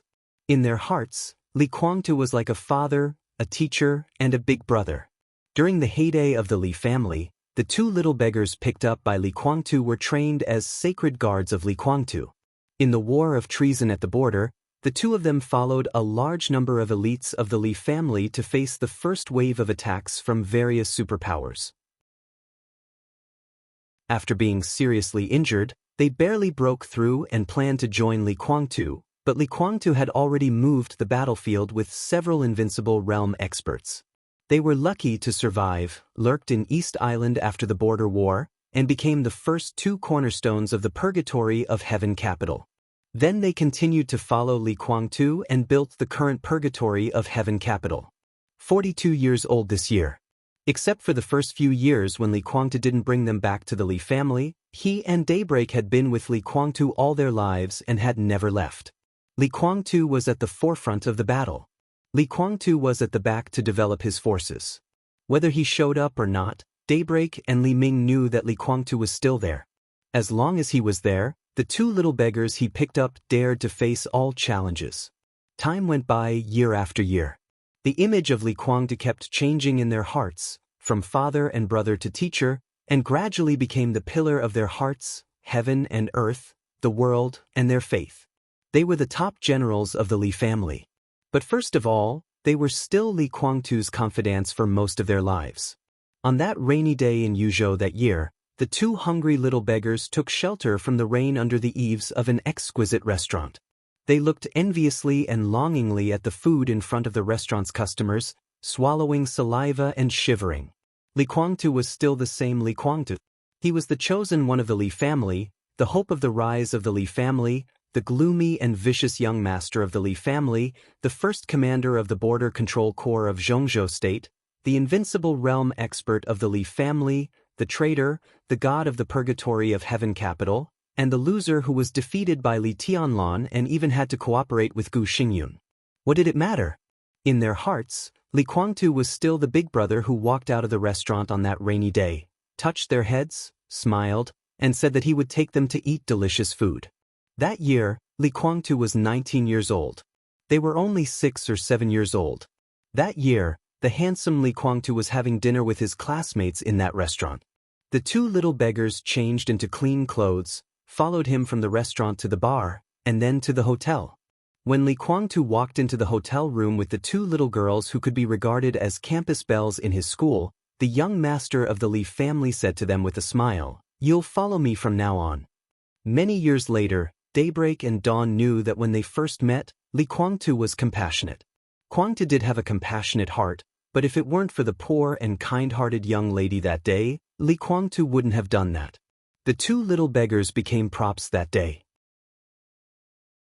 It was because of Li Guangtu's kindness to them that the beautiful young lady willingly took off her clothes in front of Li Guangtu with another female classmate in the hotel that night. But what did it matter? They might be props, but they were not abandoned in the end. After that night, they were taken by Li Guangtu to the Li family's unbelievably luxurious mansion in Yuzhou. They had new identities, new rooms, and new books. Li Guangtu said that they were his younger brothers. Everyone in the Li family was extremely friendly to them. No one dared to look down on them at school, because they had a brother who often drove a luxury car with all kinds of beautiful girls to and from school. They were no longer props, as if they had really become Li Guangtu's younger brothers. Later on, they were all masks. At that time, Li Guangtu was the real Li Guangtu. He was merciless in training, merciless, charming, surrounded by all kinds of beautiful girls, and had a lot of money in his pocket. He would buy a lot of snacks for them. He would laugh when he took them to eat spicy hot pot. He would be at a loss when he cried. He would be merciless in training. He would take all the responsibility when he got into trouble and yell at others. He would let Daybreak and Dawn step on his shoulders to watch a strange big sister take a bath. He would play glass ball with them for an afternoon without any impatience. He would play video games with them until late at night and then drive out for skewers. He would force them to get drunk and lift the skirt of the girl at the next table. Things changed. Different people had different Li Guangtu in their hearts. He might feel sorry for everyone, but he really didn't feel sorry for the two little beggars. And now, Li Guangtu was dead? The world seemed to have ushered in the end. The pillar of faith had completely collapsed. It was just a sword. Why wouldn't he dare? His words were simple, and his tone was calm. There seemed to be a slight sound in the dark. "I killed him. Li Guangtu is dead. The body is still on the way. It will be sent here later. How about the funeral? You can do whatever you want." It was just a sword. Why wouldn't I dare to kill him? Why couldn't I kill him? The clear and distant voice kept echoing in Daybreak's ears. At first, it was broken notes, but as the notes kept combining, Daybreak finally understood what those words meant. His reason was broken little by little in the subtle sound. His soul was twisted and completely collapsed in an irreversible trend. "No!" A shrill voice sounded from behind. Phoenix, who was staggering, suddenly screamed and a mouthful of blood sprayed directly from his mouth. Daybreak suddenly looked up. His eyes were already blood red. Li Tianlan narrowed his eyes. Without any hesitation or thinking, the sharp and twisted sword light gathered in an instant. Daybreak's figure suddenly rose into the sky, like a meteor. "I'll kill you." At the same time as the ferocious roar sounded, the soft sword that had been with him for decades had been pulled out. The swaying blade tightened for a second and then completely collapsed. The shining sword light spread wildly in the headquarters of the Purgatory of Heaven capital. Blood bloomed in the air. He no longer had any concerns or thoughts. Daybreak, who was completely mad, directly burned his vitality at this moment. The sharp sword energy was condensed to the extreme and turned into a giant sword shadow of hundreds of meters. The shadow of the giant sword completely enveloped Li Tianlan. As Daybreak's body rose into the air, the shadow was constantly shrinking. The sword energy was still condensing. The giant sword shadow, which crossed from top to bottom, shrank into countless sword energy long swords. Sharp, gloomy, and pure. Daybreak's eyes were full of madness. Before this sword hurt anyone, he had been seriously injured because of his reckless outburst. The sword shadow and Daybreak rushed over at the same time. Li Tianlan narrowed his eyes. He raised his palm and pressed it down. It was calm, casual, and light as if it had no power. However, everyone could hear the oppressive and violent sound that suddenly rang out in the air. The sky above the headquarters of the Purgatory of Heaven capital was abruptly twisted for a moment. In the thunderous sonic boom, all the sword energy disappeared in an instant. The whole space was shaking violently. The twisted air was shaking wildly in a way visible to the naked eye, and ripple-like ripples appeared in the air. Daybreak's rising body seemed to be hit by a huge force and was directly slapped down at a faster and fiercer speed. Boom! The ground shook violently. The asphalt pavement in front of the headquarters of the Purgatory of Heaven capital suddenly cracked. Dust flew, and the dense cracks spread in all directions on the ground, all the way to the front of the crowd. Daybreak's whole body was slapped into the ground, covered in blood. He coughed violently. Li Tianlan. Dawn's attack and roar followed Daybreak. The weapon in his hand was also a soft sword. The soft blade trembled slightly, and blue electric arcs lit up one after another. Li Tianlan glanced at him. He stood in the air and didn't even move. The sword energy around him directly pressed down. There was another pit beside Daybreak. The ground made a slight sound in the process of cracking. The two brothers, Daybreak and Daybreak, were lying side by side. In the blink of an eye, the two strongest experts of the Purgatory of Heaven capital were both seriously injured. Li Tianlan landed on the ground. Wu Qing stayed in Emperor Dong's palace. Naturally, he didn't wear the black windbreaker that could be worn even in summer. Dressed in beige casual clothes, he clapped his hands casually, without any dust on his body. He did it casually, as if it were nothing. The entire Purgatory of Heaven capital was dead silent.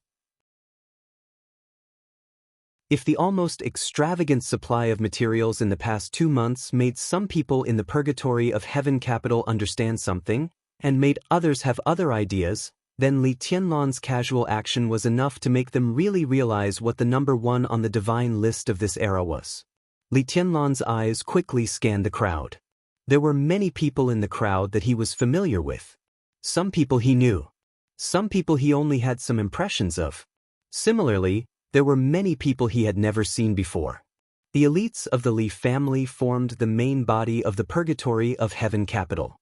But the Purgatory of Heaven capital was also developing, so there would naturally be new blood joining. These people didn't have the entanglement in the hearts of the old people of the Li family. Their loyalty was only to the Purgatory of Heaven capital, not to the Li family.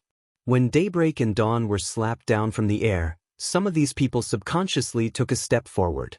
Among them were some veterans of the Li family, and more of them were new blood who joined the Purgatory of Heaven capital later. Some people's eyes flickered, and they stood still. No one knew what they were thinking. The people who were most familiar with Li Tianlan all had complicated expressions. They wanted to say something but stopped on second thought. This was a different attitude. To some extent, this also represented the different positions within the Purgatory of Heaven capital. Li Tianlan suddenly smiled and took 2 steps forward. He looked at a middle-aged man standing in front of the crowd and whispered, "Uncle, long time no see." This was an old man who looked a little weathered, a little weak, and a little old, but still handsome. He stood quietly in the first row of the crowd, surrounded by a dozen middle-aged men and women. Obviously, in the Purgatory of Heaven capital, this was a man whose status was not too high, but he had considerable influence in the Li family. When Li Tianlan was looking at him, he was also looking at Li Tianlan. Different emotions were surging in his deep eyes. There was relief, nostalgia, trance, anger, helplessness, joy, confusion, and bitterness. Li Huazhang, Li Guangtu's cousin. This was a real member of the Li family.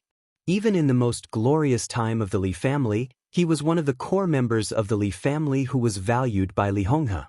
If Li Tianlan had to rank all the people in the Purgatory of Heaven capital, excluding Li Guangtu, Li Huazhang's importance was definitely in the top 3. Li Huazhang's strength at the peak of the thunder-shocking realm could not be said to be a top expert, but he was the talent that Emperor Dong's palace currently lacked the most. "Tianlan, what do you want to do here?" Looking at his nephew, whom he had not seen for more than a decade, Li Huazhang moved the corner of his mouth and asked in a hoarse voice. His tone was a little difficult and he was in a trance. The year he left the Li family's camp, Li Tianlan was only in his early teens. At that time, like most people in the Li family, he was overwhelmed by the cruel reality. He was not close to Li Tianlan, nor was he estranged. In that oppressive environment at that time, it was really difficult for anyone to calm down and get along with a child carefreely. Li Huazhang only remembered that when Li Tianlan was a child, he liked to stick to him and ask him to tell stories. At that time, Li Tianlan was even younger, about 5 or 6 years old. 2 years before he left the Li family's camp, Li Tianlan had begun to seriously accept Li Honghe's almost cruel training plan and worked hard to change the Li family's fate. They didn't even have the chance to meet at that time. In any case, Li Huazhang did not expect that the first meeting between uncle and nephew after leaving the Li family's camp would be like this. He killed Li Guangtu? Li Guangtu was dead? Li Huazhang looked at him in a daze, and his eyes were a little dull. I came to see you, Li Tianlan said slowly. His eyes narrowed slightly. I also came to see the child. Child? Li Huazhang was stunned. The crowd was silent for a moment, and everyone's expressions suddenly changed. Li Tianlan gently raised the corner of his mouth and turned to look at Phoenix, who was standing there in a daze. His voice was soft. Where is the child? You and Li Guangtu's child.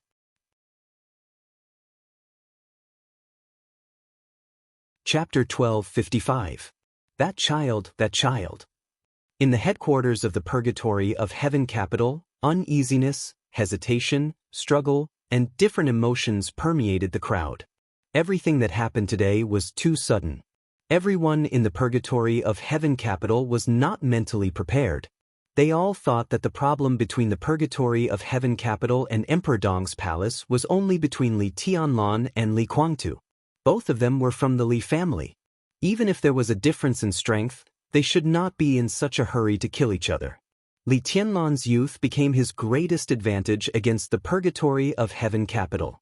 He still had too much time to put the already divided Li family back together and make the Li family better, so people thought that he would not use too drastic means. Li Tianlan's sword qi blocked the Purgatory of Heaven capital but did not kill anyone. The subsequent supply of materials confirmed this point. They thought that Li Tianlan would be gentle to the Purgatory of Heaven capital, slowly draw it to his side, and try to incorporate the Purgatory of Heaven capital into Emperor Dong's palace. But today, when no one was mentally prepared, Li Tianlan came to the Purgatory of Heaven capital again. Conciliatory? Roping him in? Convince? Nothing at all. He directly announced the death of Li Guangtu, which instantly hurt Daybreak and Dawn. He didn't have much contact with the old people of the Li family and directly asked about the child of Li Guangtu and Phoenix. Li Guangtu had descendants. This was no longer a secret. This child was undoubtedly very special in the hearts of the old people in the Purgatory of Heaven capital. Those loyal to Li Guangtu would regard this child as the young master of the Purgatory of Heaven capital. Those who came from the Li family and stood on Li Guangtu's side regarded this child as the future young master of the Li family. For those old people who were in Purgatory of Heaven capital but had their hearts in Li Tianlan, they had mixed feelings about this child. Now hearing the news of Li Guangtu's death and seeing Li Tianlan come directly to ask about the child, almost everyone thought of a word. Cut the weeds and pull up the roots. Many people could no longer remain silent. Li Huazhang was the first to speak. He said in a deep voice, Tianlan, Huawu is Guangtu's flesh and blood. For Li Huazhang, it was another matter whether he recognized the child as the young master or not. But no matter what, the child was indeed the blood of the Li family. This identity alone was worthy of his protection. Li Tianlan was speechless for a while and asked, What's the child's name? Li Huazhang, Li Huacheng, Li Huao, this name. Is there really no one who would call it wrong? Regardless of whether someone yelled out the wrong number or not, someone would definitely call the wrong number, right? Right? He takes after his mother. Li Huazhang said in a low voice, Jiang Huawu. Li Tianlan glanced at Phoenix. For the first time, he learned Phoenix's surname. He nodded and said softly, Where is he? Li Huazhang raised his head and looked straight into Li Tianlan's eyes. He said calmly, This is the bloodline of the Li family. Tianlan, are you really going to? I'm just looking. Li Tianlan narrowed his eyes and smiled. Uncle, do you think I shouldn't see it? Your Highness, may I know in what capacity does your Majesty have come to see young master? A chubby middle-aged man stepped forward and smiled amiably, but his eyes were sharp. Are you Emperor Dong Huang of Emperor Dong's palace? Or a member of the Li family? Li Tianlan was silent for a second and said faintly, I don't understand. Who can translate it for me? Beside the fat man, a woman who looked to be in her early 30s came out and said softly, If your Majesty comes to visit young master as a member of the Li family, we naturally welcome you. But if you come as Emperor Dong Huang, you are the enemy of the Purgatory of Heaven Capital. Although the Purgatory of Heaven Capital is not strong, before we fall, we will certainly have the courage to stand in front of your Majesty. Your Majesty, why don't you have a try? Got it. Li Tianlan said with a smile, Are you forcing me to take a stand? Young master? What young master? Of course, it's the young master of the Li family. The fat man said with a smile, his voice clear and firm. Li Tianlan looked at the fat man quietly. Everyone's eyes were also focused on the fat man. There were always some people whose loyalty was not as strong as Daybreak's performance, but they were equally fearless. I am the patriarch of the Li family, and I have never appointed a young master. Explain, how did this so-called young master of the Li family come about? Li Tianlan looked at the fat man's eyes aggressively. The fat man's face changed, and he said in a deep voice, His Highness Li Guangtu is the only son of Senior Li, and Huawu is the legitimate son of His Highness. Naturally, he is the only heir of the Li family. Your Majesty, am I wrong? Li Tianlan looked at him quietly, and his voice did not fluctuate at all. Li Guangtu is indeed Grandpa's son. But when Grandpa died, he was not the designated heir. Of course I know. The fat man's voice sounded very respectful. His Highness has never been greedy for the position of patriarch of the Li family. What he wants to control is the Purgatory of Heaven Capital. Before Senior Li died, Your Majesty did temporarily take charge of the Li family, but the Li family belongs to the Li family. Huawu is now the last lineal descendant of the Li family. If the Li family is not handed over to him, who else can it be handed over to? If Senior Li knew Huawu's birth, he would definitely make the same choice. The Purgatory of Heaven Capital and Emperor Donghuang's palace, how can the people of the Li family be convinced if they don't hand over such a big foundation to Huawu? If they don't hand over such a big foundation to Huawu, will they always let outsiders take charge? Everyone looked at the fat man in shock. Li Huazhang's face changed. He wanted to say something but stopped on second thought, but he did not know what to say. Li Tianlan seemed to be angry and laughed. So you mean that this child named Huawu will not only inherit the Purgatory of Heaven Capital in the future, but I will also hand over Emperor Donghuang's palace to him, right? Is that what you mean? That's not what I mean. The fat man said softly, It's that the Li family really needs a reasonable and legal heir, and Huawu is now the only candidate. I believe that Senior Li's spirit in heaven will also agree to let Huawu take charge of the Purgatory of Heaven Capital and Emperor Donghuang's palace. Your Majesty's contribution to the Li family is undeniable, and we are also grateful for your contribution to the Li family. We also hope that Your Majesty can make persistent efforts and train Huawu well in the future, so that he can completely take over Emperor Donghuang's palace and Purgatory of Heaven Capital. Well, this was not only asking him to hand over all his current family property, but also to do his best to train the person who robbed him of his family property. Li Tianlan suddenly did not know what to say. Glib talk had never been his strength. Ridiculous! In the gloomy low roar, Li Huazhang, who had been silent, could not bear it anymore and stood up. Zuoqing, if you don't know the situation of the Li family, don't talk casually. Emperor Donghuang's palace is the foundation of his integration of various resources. Why should Huawu take over? The situation he created can't be taken away with a few words. Moreover, why do you say that Huawu will take over Emperor Donghuang's palace? Tianlan is the heir of the Li family appointed by Senior Li on his deathbed, not the temporary control of the Li family. Emperor Donghuang's palace, the Li family, and the purgatory of heaven capital should be his.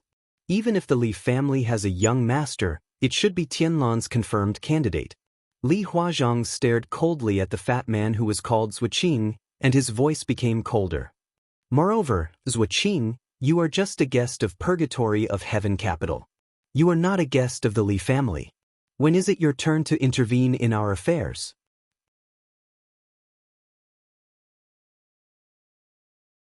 Chapter 1256.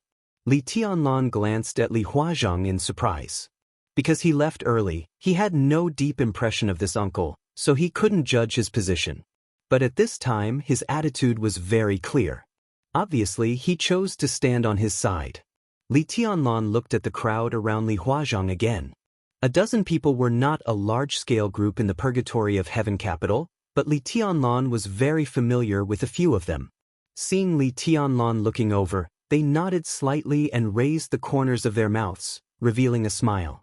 Advisor Li, when Senior Li died, young Master Hua was not born, so Senior Li chose to let His Majesty East Emperor temporarily control the Li family. The chubby Zhuge took a deep look at Li Huazhang. I still say the same thing. The Li family belongs to the Li family, so it should be inherited by the Li family. Now the Li family is divided into two, Emperor Dong's palace and the purgatory of heaven capital. This is definitely not the situation that Senior Li wants to see. If he is still here, he will certainly hope that young Master Huao can slowly integrate the power of the purgatory of heaven capital and Emperor Dong's palace and make the Li family strong again. I am a member of the Li family, Li Huazhang said coldly, but everyone knows that the Li family's power is mainly concentrated in the purgatory of heaven capital. Emperor Dong's palace is the foundation of Tianlan, and its main body is Samsara Palace. What does it have to do with the Li family? Zhuge, I can understand that you regard Huawu as the young master of the purgatory of heaven capital. But the Li family belongs to Tianlan, and Emperor Dong's palace belongs to Tianlan. We don't argue about whether Huawu is qualified to inherit the Li family. At least, he is not qualified to inherit Emperor Dong's palace. What a joke! A sharp voice rang out from the back of the crowd. Li Tianlan raised his eyebrows slightly, and the corners of his mouth raised in an almost imperceptible curve. Here it came. The purpose of his coming here today was to see what kind of monsters were there in the purgatory of heaven capital. The more such people came out, the better. An old man who looked nearly 60 years old walked out of the crowd and said coldly, "Is there no power of the Li family in Emperor Dong's palace?" The foundation of Emperor Dong's palace was built by the Li family. Later, the Samsara Palace joined because of His Majesty Donghuang. The old man paused, looked straight into Li Tianlan's eyes, and said with a smile, "Your Majesty, if I may be so bold to ask, do you now think that you no longer belong to the Li family, but only to Donghuang?" Li Tianlan looked at him quietly. The old man in front of him looked the same as the left-honored guest, but he was also completely different. When the latter stepped forward, his gaze was calm. On the other hand, the eyes of the old man in front of him flickered. It was obvious that he was plotting something. "Who are you?" Li Tianlan asked directly. "Codename Tengu." The old man smiled and said, "Thank you, Your Highness Li Kuangtu. I joined the Purgatory of Heaven Capital 5 years ago and am now the Chief of Staff of the Purgatory of Heaven Capital." "So, you are not from the Li family?" Li Tianlan's voice was cold. "The Purgatory of Heaven Capital belongs to the Li family. I belong to the Purgatory of Heaven Capital, so naturally, I belong to the Li family." Heavenly Hound smiled and said, "I just don't know if His Majesty Donghuang still recognizes his identity as a member of the Li family." "I naturally belong to the Li family." Li Tianlan sneered. Li Huazhang frowned slightly and suddenly felt that something was wrong. Heavenly Hound nodded and said in a gentle voice, "It's good that Your Majesty recognizes it. You are naturally a member of the Li family, but not a member of the Li family. I don't know if you recognize this." There was a commotion in the crowd. Li Tianlan frowned. Heavenly Hound seemed to be completely relaxed and said with a sneer, "I have talked about this with His Highness Li Kuangtu. Your Majesty once claimed to be Senior Li's grandson. Everyone regarded you as the young master of the Li family, so you have your current status. In other words, all of us think that His Highness Li Kuangtu is your biological father. But in fact, His Highness Li Kuangtu told me personally that you have no blood relationship with him. Senior Li only has one son, His Highness. But Your Majesty, you are not His Highness' son, so are you a member of the Li family? The commotion in the crowd strangely calmed down. This matter was no longer a secret, especially for the purgatory of heaven capital. It was an open matter. Emperor Dong's palace was like the sun at high noon. But the purgatory of heaven capital could not hide its decline in the past 2 years. In order to stabilize his position, Li Kuangtu had already made this matter public. This was also one of the reasons why some elders of the Li family were loyal to Li Tianlan but were in a dilemma in the purgatory of heaven capital. Li Tianlan did not speak. He just looked at Heavenly Hound silently and seemed to be unable to refute. Heavenly Hound's smile gradually widened, and the expression on his wrinkled old face gradually became a little playful. He believed that Li Tianlan did not dare to kill him today. If it was when he first appeared, it was still possible for Li Tianlan to suddenly make a move. But now he had named Li Tianlan's identity. He was a member of the Li family, but he was also an outsider of the Li family. Under this premise, if Li Tianlan killed him, it would only make people think that he was angry out of humiliation and even offend the public. The most important thing was that Li Kuangtu was dead now. If Li Kuangtu was alive, Heavenly Hound naturally did not dare to stand up and make irresponsible remarks. But now that Li Kuangtu was dead, Heavenly Hound stood up and became a hero who tried his best to defend Li Kuangtu's widow and child. This identity was enough to make Li Tianlan not dare to kill him. From this standpoint, once Li Tianlan killed him, he would never be able to take over the purgatory of heaven capital. He stood up to defend the interests of Phoenix and Li Huawu, which was to defend the interests of the Li family. At present, no matter what the specific standpoint of everyone was, there were absolutely few people who really wanted Li Tianlan to kill Li Huawu, and even Li Huazhang would not agree. It was not easy for him to reluctantly accept that Li Tianlan killed Li Kuangtu. Moreover, the two sides were enemies, and it was natural that there would be life and death. But Li Huawu was just a 2-year-old child, and he had the blood of the Li family. Now he pointed out that Li Tianlan was an outsider. How could these people tolerate Li Tianlan killing Li Huawu? As long as Li Tianlan could not touch Li Huawu and his mother, he could not touch Heavenly Hound. To some extent, he and Zuoxian were the same, but they were also completely different. Zuoxian was just a visiting professor of the purgatory of heaven capital. This status was not low, but it could not be said to be too high. He could only be regarded as a high-level member of the purgatory of heaven capital. He stood up to protect Li Huawu and his mother, and even dared to regard Emperor Dong's palace as a part of the Li family. He was advancing in order to retreat. He was extremely loyal to Li Kuangtu. What he did was nothing more than doing his best to protect the interests of the purgatory of heaven capital. Naturally, he would not want Emperor Dong's palace. He just wanted to keep a small part of the core interests of the purgatory of heaven capital as much as possible, so that Li Huawu could have the hope of making a comeback in the future. The Heavenly Hound was the chief of staff of the purgatory of heaven capital. This was the absolute core high level of the purgatory of heaven capital. Its power and status could be said to be in the top 5. In terms of strength, compared to Dawn, the Heavenly Hound was not inferior at all. He protected Li Huawu and his mother, which could be said to be advancing in order to retreat, but what he wanted was to protect the entire purgatory of heaven capital. Who in the purgatory of heaven capital didn't know Li Tianlan's origin? Zuoxian naturally knew about it, but he didn't say anything. However, the Heavenly Hound directly pointed out this point. Just from this difference, it could already be seen that the two had completely different motives. The former was really to protect the Lord.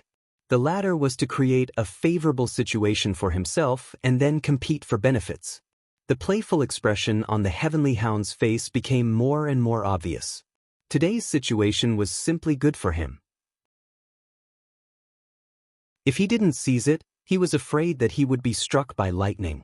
As far as I know, His Majesty was just a child adopted by Senior Li, Senior Li taught His Majesty martial arts and raised His Majesty. He also sincerely hoped that His Majesty could help the Li family rise. The Heavenly Hound smiled and continued, "Everyone knows a lot of things, but there are also a lot of things that you don't know. His Highness Li Kuangtu told me a lot when he was alive. Today, I'll talk to you about Senior Li. In order to let the Li family rise again, Senior Li made 3 arrangements. The first arrangement was naturally His Majesty. He kept His Majesty by his side and taught His Majesty everything that the Li family had learned. And his second arrangement was the Purgatory of Heaven Capital.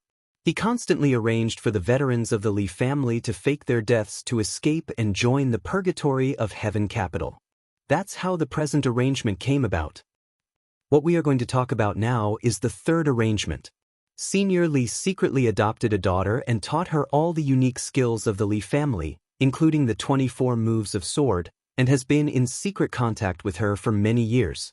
At the same time, Senior Li also passed a part of the Li family's secret skills to her. At the same time, Senior Li also secretly gave part of the Li family's property to this adopted daughter. Regarding this, in addition to Senior Li and the adopted daughter, only His Highness Li Kuangtu knew about the existence of his adopted sister. The brother and sister had a very good relationship. Although they didn't see each other much, they were like-minded, and both of them were geniuses. At that time, the adopted daughter was in charge of part of the Li family's wealth and received the Li family's martial arts. Coupled with her own outstanding talent, she entered the invincible realm smoothly. The Heavenly Hound laughed. After entering the invincible realm, the adopted daughter set up a force and also set up a fund on the surface. In the crowd, the faces of many elites of the Purgatory of Heaven Capital had gradually changed. The clear voice of the Heavenly Hound continued to echo. Everyone should have guessed that the adopted daughter was the master of Samsara Palace. She set up the Samsara Palace and also set up the Flourishing Age Fund on the surface. In fact, today's Emperor Dong's palace originated from the Li family. The relationship between His Highness Li Kuangtu and the master of Samsara Palace is very good, which has long been proved. Don't forget that the Purgatory of Heaven Capital could appear in the Dark World smoothly and occupy East Island because the master of Samsara Palace initiated the final battle of Heaven Capital. The words of the Heavenly Hound were powerful. The strange atmosphere continued to spread inside the Purgatory of Heaven Capital. Some people were thoughtful. Some people were stunned. Some people suddenly understood. Some people were skeptical. The smile of the Heavenly Hound became more and more relaxed. He had expected all this. Everything he said could also be justified in the absence of key evidence. For example, the master of Samsara Palace did know the 24 moves of sword of the Li family, and even her martial arts was the 24 moves of sword. Another example was the final battle of Heaven Capital. From the current situation, it seemed that the Samsara Palace was indeed helping the Purgatory of Heaven Capital to officially enter the secular world. These could all be explained. As for the truth, did it matter? Li Honghe was dead and would not deny him. Li Kuangtu was dead and would not deny him. The master of Samsara Palace was dead and would not deny him. Without these key witnesses, what could Li Tianlan use to deny him? Moreover, would the dignified Dong Huang argue with him until he was flushed with anger? How could it be possible? The number 1 on the world divine list was invincible. Such an expert would definitely disdain to argue with him. But in the current situation, it was not appropriate for him to kill him. In such a deadlock, the best choice for Li Tianlan was to leave temporarily. The Heavenly Hound took 2 steps forward, with unconcealable pride in his eyes. As long as Li Tianlan left, he would become the hero who protected Li Huawu and his mother today. As the chief of staff of the Purgatory of Heaven Capital, he naturally had his own forces in the Purgatory of Heaven Capital. Li Tianlan wanted to leave today. In order to save his face, he would inevitably take away a group of people who were loyal to him led by Li Huazhong. Daybreak and Dawn were seriously injured. The Purgatory of Heaven Capital was in a mess. This was what the Heavenly Hound wanted most. He just waited for Li Tianlan to leave, and then he would kill Daybreak by all means. The seriously injured Dawn was nothing to worry about. Next, he would use the power of the Purgatory of Heaven Capital to promote the brother-sister relationship between the master of Samsara Palace and Li Kuangtu, and then to promote that Li Huawu was the legitimate heir of the Li family. It was unlikely for Li Huawu to inherit Emperor Dong's palace. No matter what, Li Tianlan could not be a man without a temper.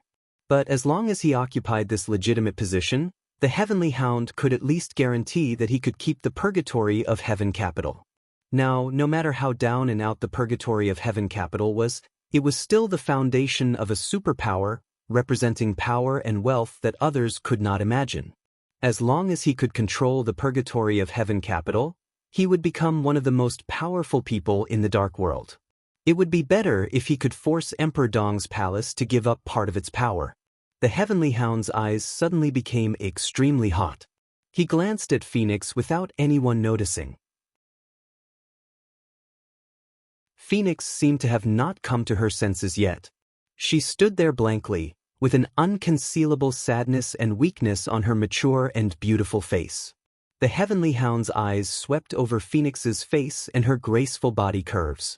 As long as everything went well today, the Purgatory of Heaven Capital would be his, and the mistress that he secretly coveted would also be his. As long as he stabilized the Purgatory of Heaven Capital, he would enter her and Li Kuangtu's bedroom as soon as possible and completely conquer the beautiful and mature mistress in their bed. The Heavenly Hound's eyes turned and fell on Li Tianlan. He said with a smile, "I don't know if your Majesty has doubts about the friendliness of the Samsara Palace. But no matter what, this is the truth. Young Master Huao can inherit everything of the Li family, including Emperor Dong's palace, because it is a part of the Li family." Li Tianlan was lost in thought. Anger? He really didn't have this kind of emotion. If Li Tianlan hadn't had access to some information about the Flourishing Age Fund, maybe he would have believed the Heavenly Hound's words. Grandpa's adopted daughter? Li Kuangtu's adopted sister? Everything about the Samsara Palace had nothing to do with Li Tianlan? The Arabian Nights was unimaginable, a bunch of nonsense. Except for military counselor, no one in the world could really understand the Flourishing Age Fund. It was an empire of wealth hidden in the dark. What was exposed to the outside was just the tip of the iceberg. And this tip of the iceberg seemed to be written with Li Tianlan's name after the Samsara Palace was merged into the East Emperor Palace. But there were more hidden wealth, the shares that were secretly purchased from the major groups, and all the secrets that others couldn't find out. Li Tianlan was the real owner. From the beginning to the end. There was no so-called transfer. From the very beginning, when the master of Samsara Palace got those interests, on those secret contracts, Li Tianlan's name was written, not the Li family's. Similarly, in many places, the master of Samsara Palace also left many traps specifically for the Li family. She obviously considered the existence of Li Kuangtu. These traps were aimed at Li Kuangtu and the power of the Li family. In the plan of the master of Samsara Palace, if Li Tianlan really failed in the battle with Li Kuangtu, even if Li Tianlan's martial arts were all destroyed as long as he was alive, he could use these traps to cause unimaginable huge trouble for the Li family when it annexed the Flourishing Age Fund. The intention behind this was self-evident. So, Li Kuangtu and the master of Samsara Palace had a deep sibling relationship? It was better to say that Gu Xingyun was Wang Tianzong's long-lost younger brother. Moreover, even if there were none of these things, when the Purgatory of Heaven Capital and the East Emperor Palace existed at the same time, the Flourishing Age Fund chose Li Tianlan instead of Li Kuangtu. This alone was enough to disprove the Heavenly Hound's statement. Li Tianlan didn't bother to talk nonsense. He just glanced at Heavenly Hound and said lightly, "Who else thinks the same as this chief of staff? Stand out and let me see." After a moment of silence, a few more people came out. The crowd was even quieter. There were not many people who came out to support Heavenly Hound, only 5 or 6, but they were not unknown people. They were all people in various key positions in the Purgatory of Heaven Capital. They were undoubtedly Heavenly Hound's team. Li Tianlan found that he didn't know any of these people, and he could confirm that they were not old people from the Li family. He was slightly relieved. Heavenly Hound took a step forward, bowed slightly, and said softly, Thank you for your dedication to the Li family, Your Majesty. Now, please return Emperor Dong's palace. We will assist young Master Huo to control everything, Your Majesty can rest assured. A blatant seizure of power. Li Tianlan looked at the crowd behind Heavenly Hound. No one clearly supported this small team. But when many people met Li Tianlan's eyes, they subconsciously looked away. Among them, there were many veterans of the Li family that Li Tianlan was familiar with. Li Tianlan understood Heavenly Hound's reliance. Perhaps in the minds of Heavenly Hound and others, he came today to subdue the purgatory of Heaven Capital, not to kill people. After all, in their minds, Li Guangtu was already dead, and it was meaningless to kill others. Instead, it would disappoint these old people of the Li family. So Heavenly Hound and others seemed to stand out fearlessly and clamor for power, but in fact, they wanted to keep the purgatory of Heaven Capital advancing in order to retreat. And these old people of the Li family, Li Tianlan was silent. He could probably understand their silence. In a sense, this could not be called betrayal. Heavenly Hound talked a lot of nonsense, but at least one thing was true. That was, although his name was Li Tianlan, the real situation was that his surname was not Li. He was not the grandson of Li Honghe, nor the son of Li Guangtu. In terms of blood relationship, he was indeed an outsider of the Li family. How important was a surname? When the treason case broke out abruptly, the Li family was full of talents and experts. It was no exaggeration to say that if everyone in the Li family's camp revealed the intention to change sides, it was not difficult for anyone to find another way out. But these people didn't die from the beginning to the end. They followed Li Honghe out of Yuzhou and the highest stage of Zhongzhou state and endured more than 20 years of suffering. Some people faked their deaths to get away, but many others really died on the border. Why did all this? It was for the name, Li. When Li Tianlan was Li Honghe's grandson, everyone regarded him as the young master and the future hope of the Li family. Under Li Honghe's will, they were even willing to stand against Li Guangtu for him. But now, his true identity had not been exposed. But Li Guangtu had already said that Li Tianlan had nothing to do with him. In such a situation, Li Tianlan had nothing to do with Li Guangtu, which meant that he had no blood relationship with the Li family in many people's minds. Some people could accept this and choose to follow Li Honghe's will to stand by Li Tianlan. There were some such people in Emperor Dong's palace. There were also some in the purgatory of Heaven Capital headed by Li Huazhong. And the others, they didn't want to choose Li Guangtu, especially after Li Guangtu chose to cooperate with Gu Xingyun. But they were also entangled in the issue of Li Tianlan's identity. So at this moment, facing Li Tianlan, they could only remain silent. Uncle Huiyun, do you agree with Heavenly Hound? Li Tianlan began to call names directly. His eyes fell on a one-armed middle-aged man. This was an old man of the Li family whom Li Tianlan was very familiar with. He left the border camp a year earlier than Li Tianlan and had a very good relationship with him. Compared with Li Tianlan's somewhat indifferent impression of Li Huazhong, Li Tianlan had more things to remember about this Uncle Huiyun. The first roasted hamster he had eaten when he was a child was given to him by this uncle. In that camp, it was already an extremely rare delicacy. The corners of Huiyun's mouth moved, and he felt a little bitter. Your teacher is now in Reki City and will be back soon. Aren't you going to go back with me to see him? Li Tianlan continued to ask. Uncle Huiyun was Fireman's apprentice, which many people knew.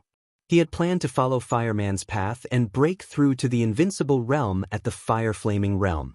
But after the treason case, Fireman was imprisoned in the desert prison. Disheartened, Huiyun entered the thunder-shocking realm. Later, he was injured in a battle at the border and lost an arm. He had no hope of entering the invincible realm. But he should always remember the friendship of those years. God, Uncle Huiyun gave a wry smile and seemed to want to call his name. But as soon as the words came out, he sighed and said hoarsely, Your Majesty, what's your surname? Is it important? Li Tianlan looked into his eyes and said in a soft voice, I grew up in the Li family. Whether I'm related by blood or not, Senior Li will always be my grandfather. I'm a member of the Li family and the current patriarch of the Li family. What's different? It's different, Hui Yun murmured. Li Tianlan was silent for a moment and said softly, "If you insist on an answer, uncle, in terms of blood relationship, my surname should be Dongqing." He suddenly froze. By now, he had already known his background, but he had been avoiding it. So far, he only knew his surname, but he didn't know what his name was in the Dongqing clan. Dongqing clan, Dongqing Rushi? Hui Yun froze for a moment, and his eyes suddenly lit up. Vaguely, he seemed to know Li Honghe's plan at that time. Heavenly Hound obviously realized something. His face changed obviously, and he said in a deep voice, "Since your majesty has admitted that your surname is not Li, how can you be the patriarch of the Li family?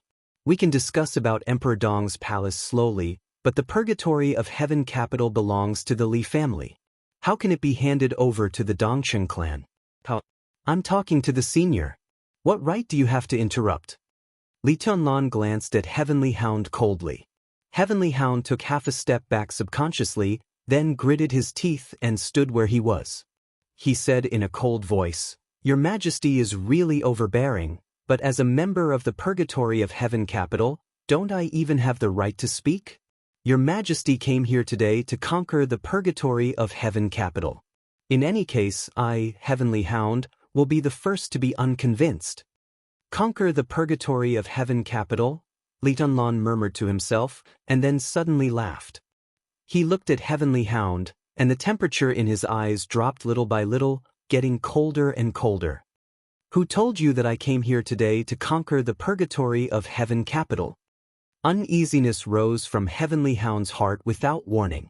He suddenly raised his head. In his sight was Li Tianlan's indifferent face without any expression. "I came here today," Li Tianlan's voice paused. "I came here to kill." The sword energy surged. With Heavenly Hound as the center, the space within a radius of several meters instantly froze. The small team centered on Heavenly Hound was completely enveloped by the sword energy, and no one was missing. The sword energy extended without any warning, but Zhuo Xian, who had just spoken, was missed. The faces of Heavenly Hound and the others changed dramatically, and they almost instinctively broke out with all their strength. The blue arc of lightning flashed in the sword energy for a moment. "Humph!" Li Tianlan snorted coldly. The sword energy around them suddenly rotated. It was silent. The flashing arc of lightning was completely extinguished. Heavenly Hound, whose eyes were full of remorse, opened his mouth. "Your Majesty, please." Before he could finish his words, the layers of sword chi had already streaked across each of their bodies like streams of light. Their bodies were torn apart silently. Blood gushed out. The dense sword light kept flying. Before the pieces of the corpses and blood fell to the ground, they had been completely smashed into pieces of powder by the endless sword energy. The red powder fell to the ground, and it was dark red. The audience was silent. Before everyone came to their senses, Li Tianlan's voice continued to ring. "At the same time, let Li Kuang to see what kind of state the Purgatory of Heaven Capital is now." Phoenix's body suddenly shook. She looked up at Li Tianlan and said in a hoarse voice, "What did you say?" "Tianlan, Kuang-tu is not dead?" Li Huazhang also came to his senses and asked hurriedly. "He's still alive." Li Tianlan nodded. "If I didn't say that he was dead, how could I see today's good show?" His mood was up and down. The crowd became more and more silent. Li Tianlan glanced at Hui Yun again. It seemed that he was talking to him, but also to all the elders of the Li family. "In terms of blood, I am indeed an outsider of the Li family, but Rushi is Grandpa's biological granddaughter and Li Kuang-tu's biological daughter.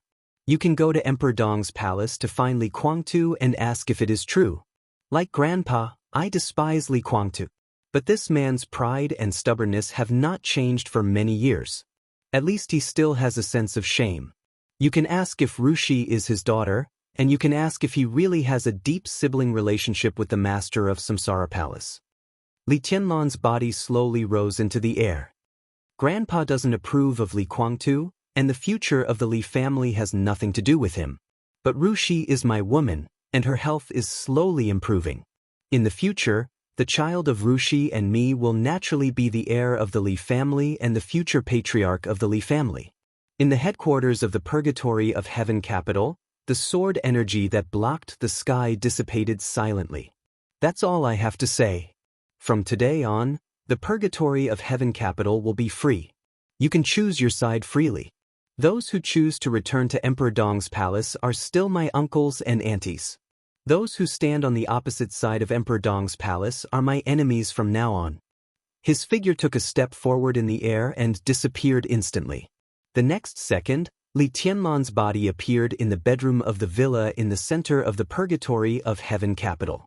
The spacious bedroom was surrounded by the faint body fragrance of a woman, which seemed to be the smell of phoenix. In a small bed beside the big bed, a child who looked only 2 or 3 years old was sleeping soundly. Li Tianlan looked at the child quietly, his eyes extremely calm. He took a step forward and stretched out his finger.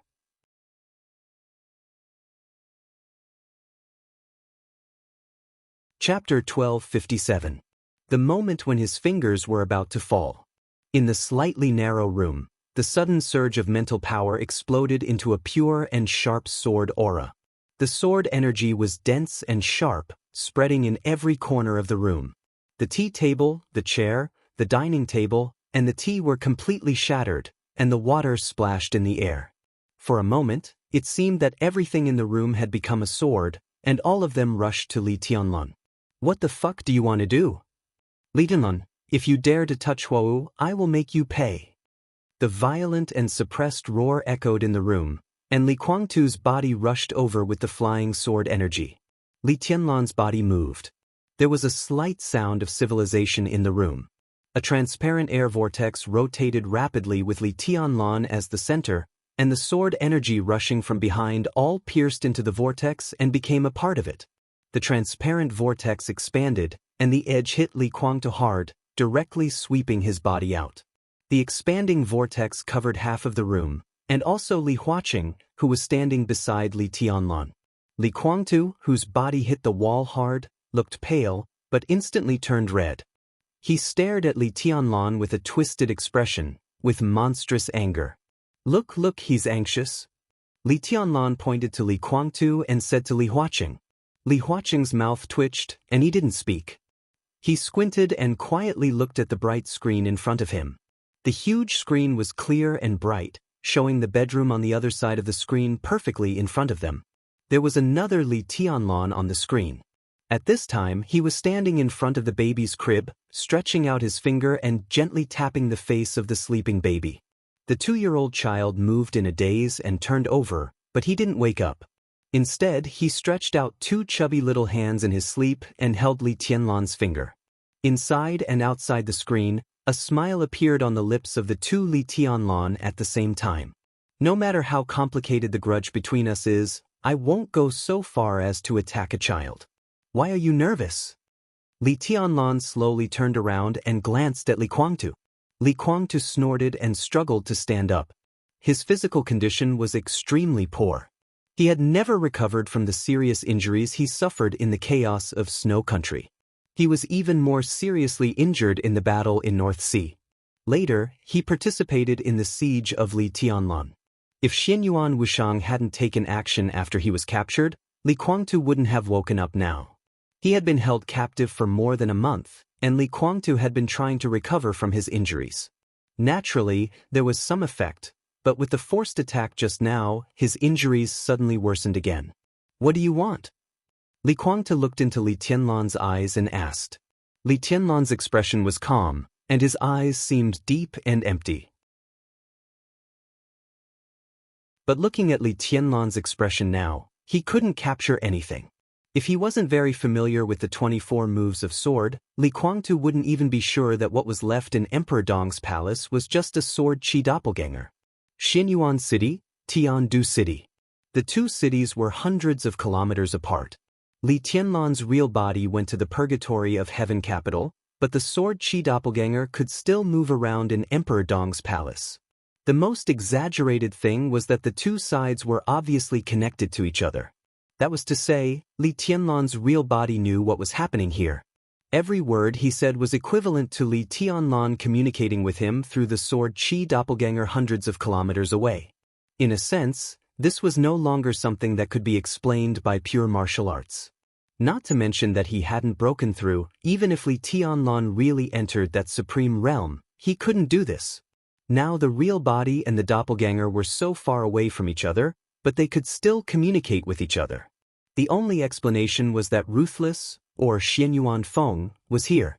Ruthless energy had been used up, but it was not completely gone.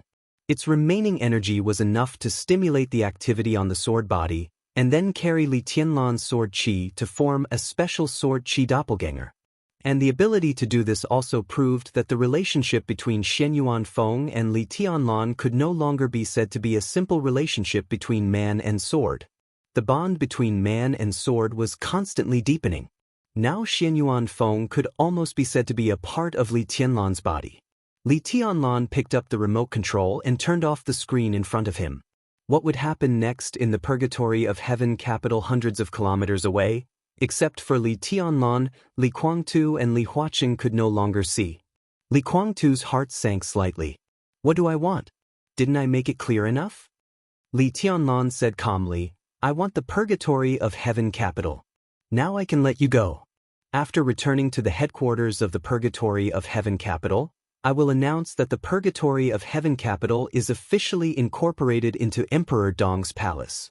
The overall structure of the purgatory of heaven capital will be retained. I will only select a part of the core personnel to enter Emperor Dong's palace.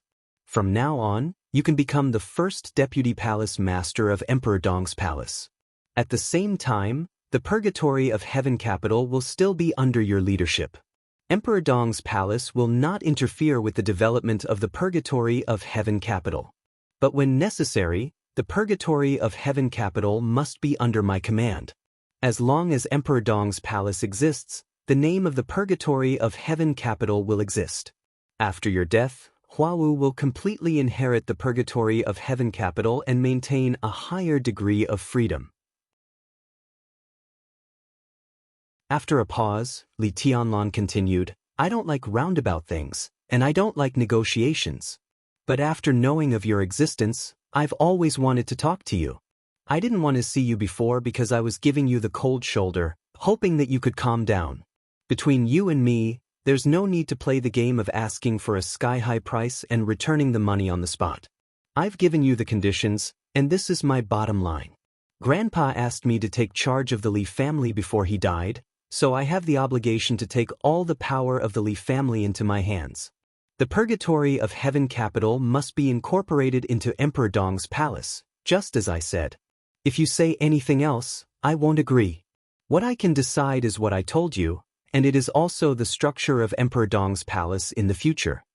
In Li Guangtu's silence, Li Tianlan simply summarized, if I am Zhongzhou State, you are Beihai.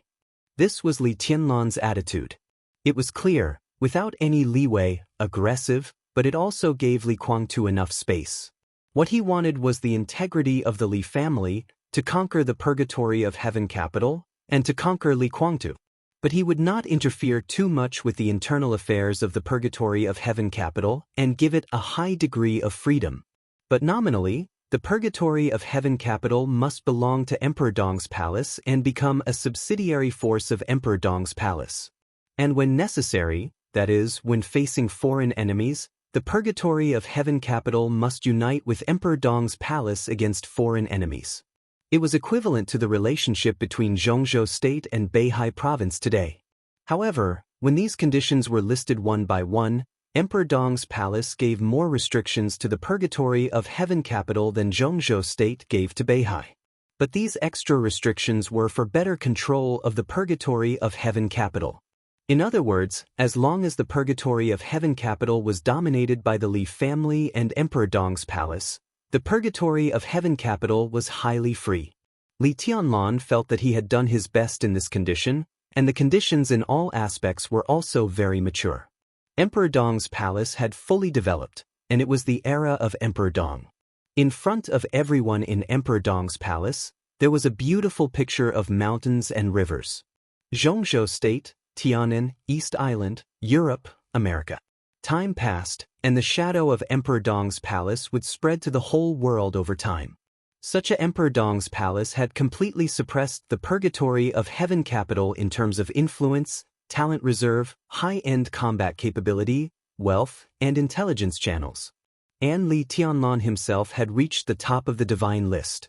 The siege also fully showed that Li Tianlan's personal combat capability had completely surpassed Li Guangtu's.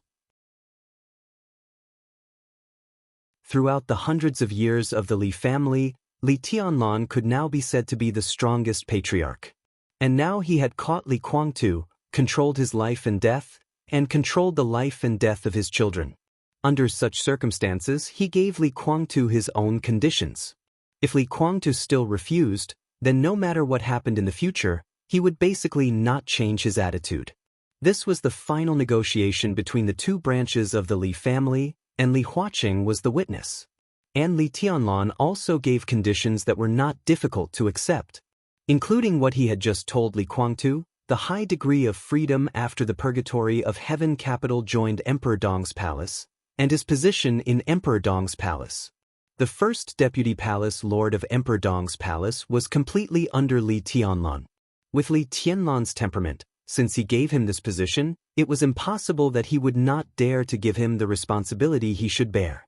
So Li Guangtu did not have to worry about having no real power in Emperor Dong's palace.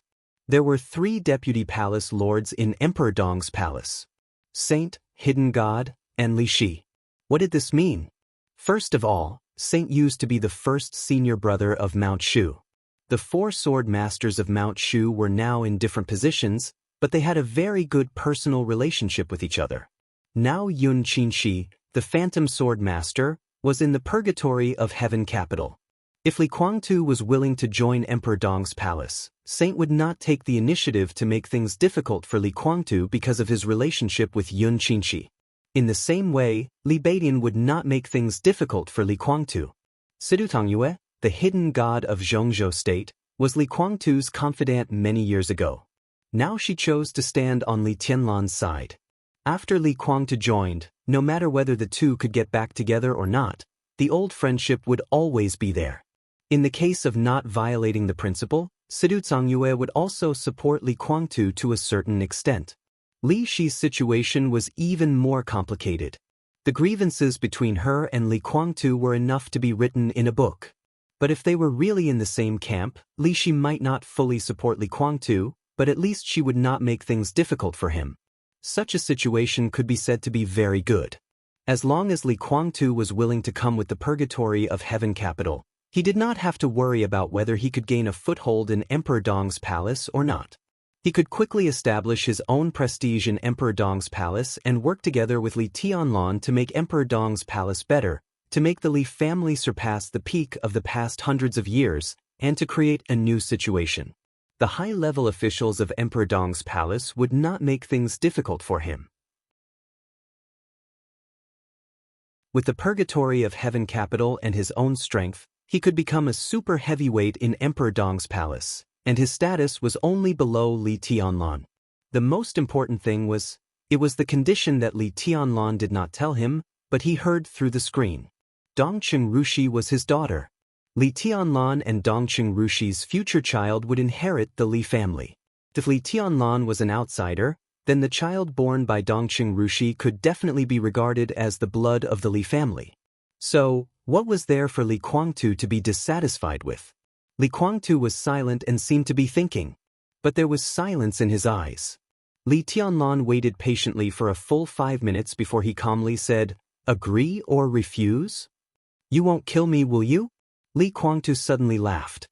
He looked at Li Huaqing, who had been silent, and said, "President, he won't kill me, will he?" Li Huaqing, who had been watching silently, chuckled and did not speak. He naturally wanted to save Li Guangtu's life. But now that he said this, there was no doubt that he was making the decision for Li Tianlan. At this time, how could Li Huaqing make such a mistake? We all understand. Li Guangtu's smile gradually widened. Although I don't know what happened outside, I know that the president has lived here for a while. What is worth him doing this? He looked at Li Tianlan and said lightly, "I think I still have some value, so if I'm not wrong, the president came for me, right?" He wants you to let me go? And you don't intend to let me go, so you have a conflict? Li Tianlan did not speak, just looked at him silently. So as long as the president is still here, it means that the parliament can use me, so you dare not kill me. Li Tianlan still did not speak. Today, he and Li Huaqing came to see Li Guangtu. Naturally, it was not a sudden idea. It was the first time that Li Huaqing came to him after living here for so long, and he seriously asked to see Li Guangtu. With Qin Weibai's previous reminder, Li Tianlan naturally understood that the other party was going to have a showdown with him. But Qin Weibai said that something would happen in Yuzhou these days. But now Emperor Dong's palace had not received any news. Li Huaqing's showdown with him this time seemed a little sudden. But Li Tianlan was ready, and there was no reason to refuse him, so he came here with Li Huaqing. He gave him the conditions. And the timing was perfect. Whether he would be an enemy or a friend in the future depended on Li Guangtu's choice. He had spared Li Guangtu's life, and now he gave him the best opportunity. If he still could not grasp it, Li Tianlan did not think he could do more. I refuse. Li Guangtu looked at Li Tianlan and said with a smile, maybe the conditions you offer are very tempting, but this is not what I want. In this world only I am qualified to represent the Li family. Even if I am not your opponent for the time being, you are not qualified to represent the Li family. If I can't beat you, I will join you. If I, Li Guangtu, am such a person, I don't deserve today's achievements. The Li family was stubborn. Li Guangtu was not only stubborn, but also completely extreme. Li Tianlan took a deep look at him. Li Guangtu's eyes were full of persistence, and behind this persistence, there was also a touch of hatred. Li Tianlan naturally did not know that the teenager named Huo died in the final battle of Heaven Capital, and he did not want to know. What he knew was the current result. Li Guangtu chose to refuse. Don't you worry about the headquarters of the purgatory of Heaven Capital? Don't you worry about your woman and son? Li Tianlan asked. Does it make sense? Li Guangtu's smile remained unchanged, and his voice was indifferent. You kill them, and you'd better kill me. From today on, the Li family will be destroyed with me. Otherwise, if I don't die today, if you dare to touch them, I am indeed not your opponent, but in the whole Emperor Dong's palace, who else can be my opponent except you? Li Tianlan nodded. You refuse?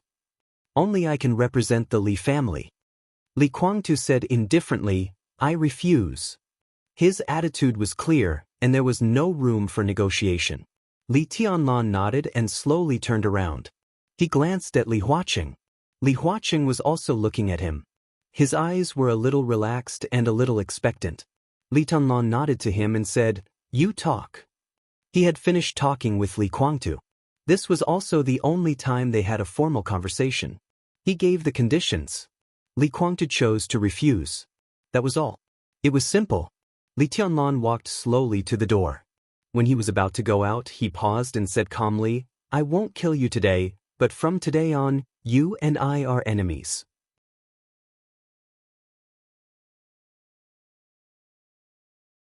Chapter 1258. The sound of the door closing was very slight. This showed that Li Tianlan did not have any anger or unwillingness when he left. It was simple to come and simple to leave. Li Tianlan put forward the conditions. Li Guangtu refused his conditions. The future of the Li family, countless people, countless related families, the pattern of the dark world, unimaginable interests, the future path of the Li family, and the future situation. All of this was like the most ordinary business. They didn't agree on a price, so they parted ways. There was no regret or anger in his words. There might be regret, but it was far from enough to make people turn back. Li Guangtu sat on the ground without any image, leaning against the wall for a long time. Then he took out a pack of cigarettes from his trouser pocket and lit one silently. Through the lingering smoke, Li Huaqing's figure seemed to be a little blurred. Li Guangtu suddenly smiled and said indifferently, Am I free now? You're not really free until you leave Emperor Dong's palace. Li Huaqing sat down on the sofa and said with a smile, You sit down too.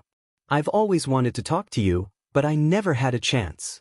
Today is not the right time, but the occasion is very suitable and safe.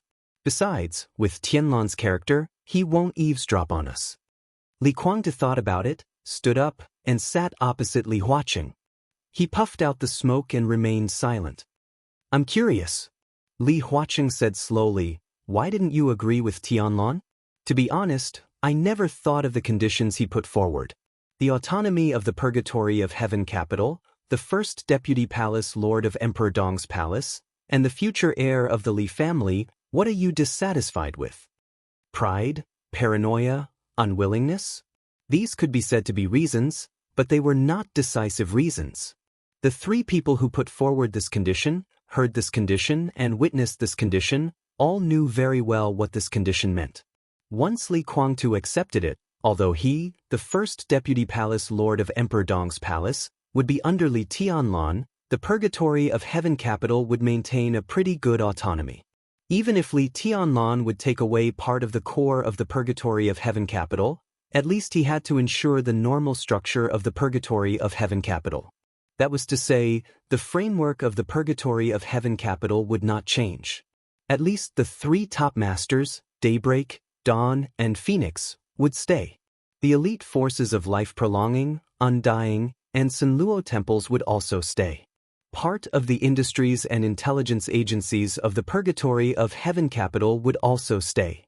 Although Li Guangtu became the deputy palace lord, he could still completely lead the Purgatory of Heaven capital.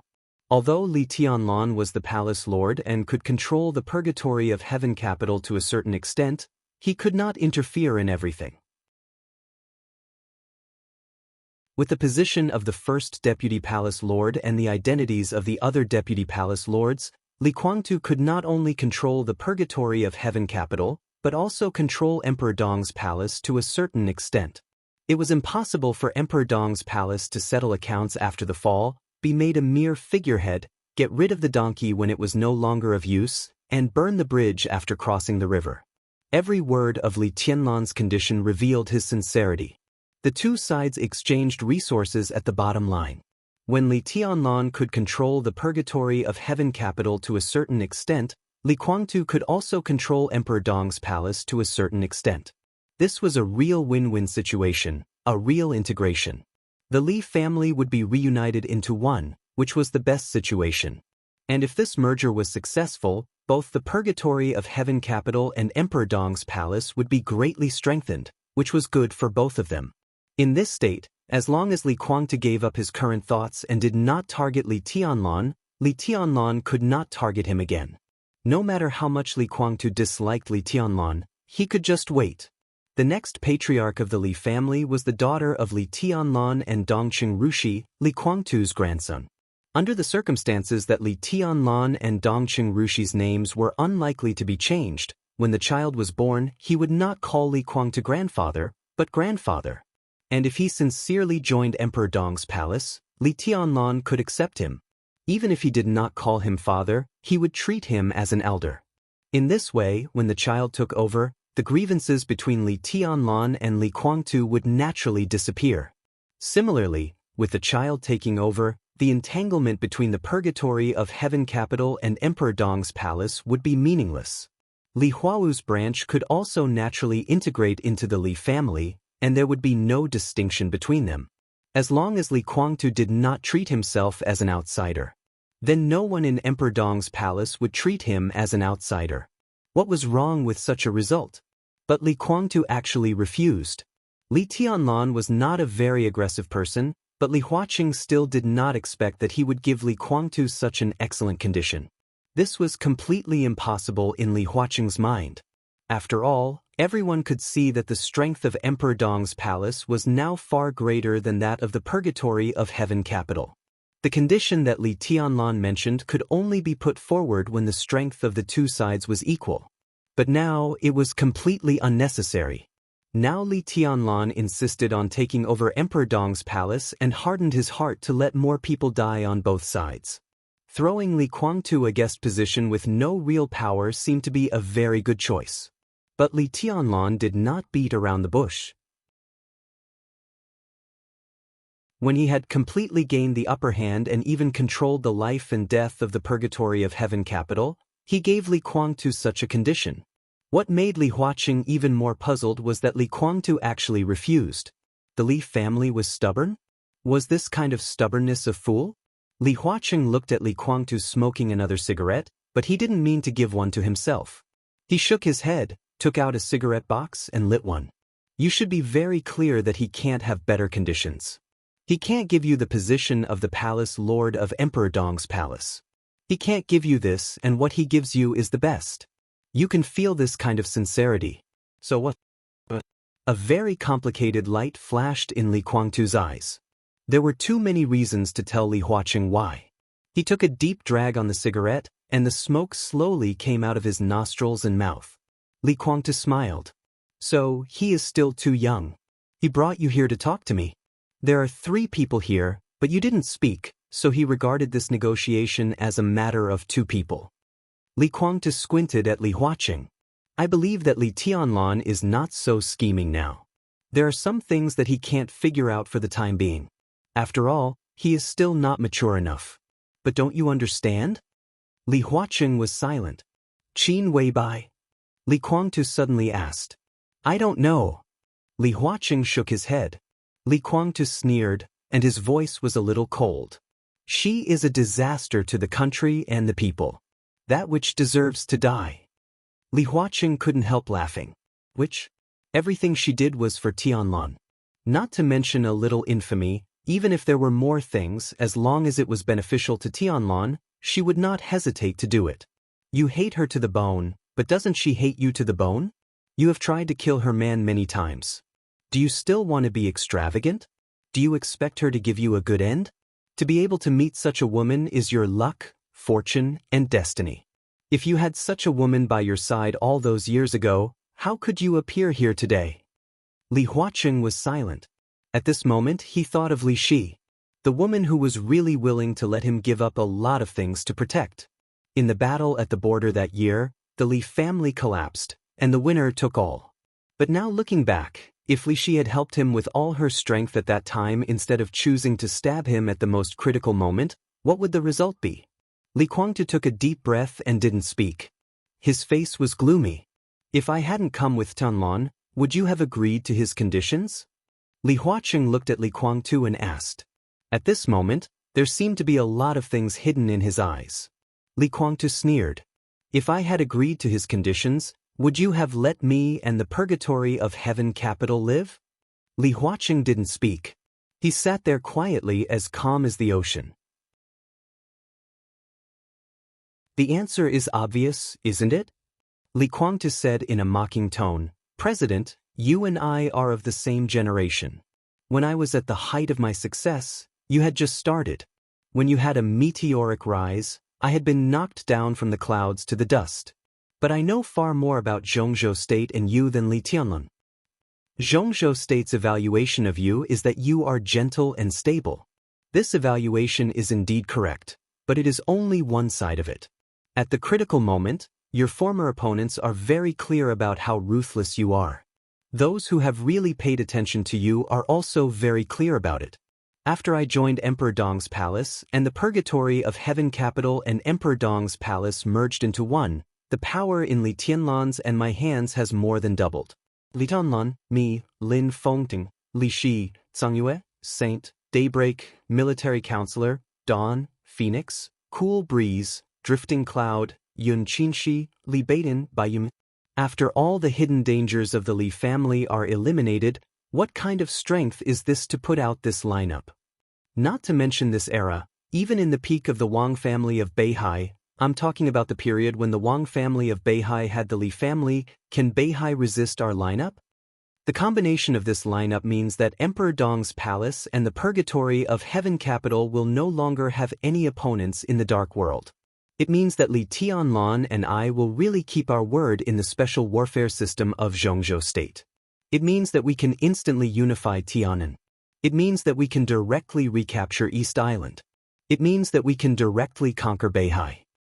Can you sleep with such a lineup in front of you? What's the point of winning over Jiang Shangyu and protecting Gu Xingyun in front of such a lineup? It's meaningless, Li Huaqing said with a serious face. If it's meaningless, it can't exist. Li Guangtu said blandly, It's not Jiang Shangyu and Gu Xingyun that can't exist, but me and even Emperor Dong's palace.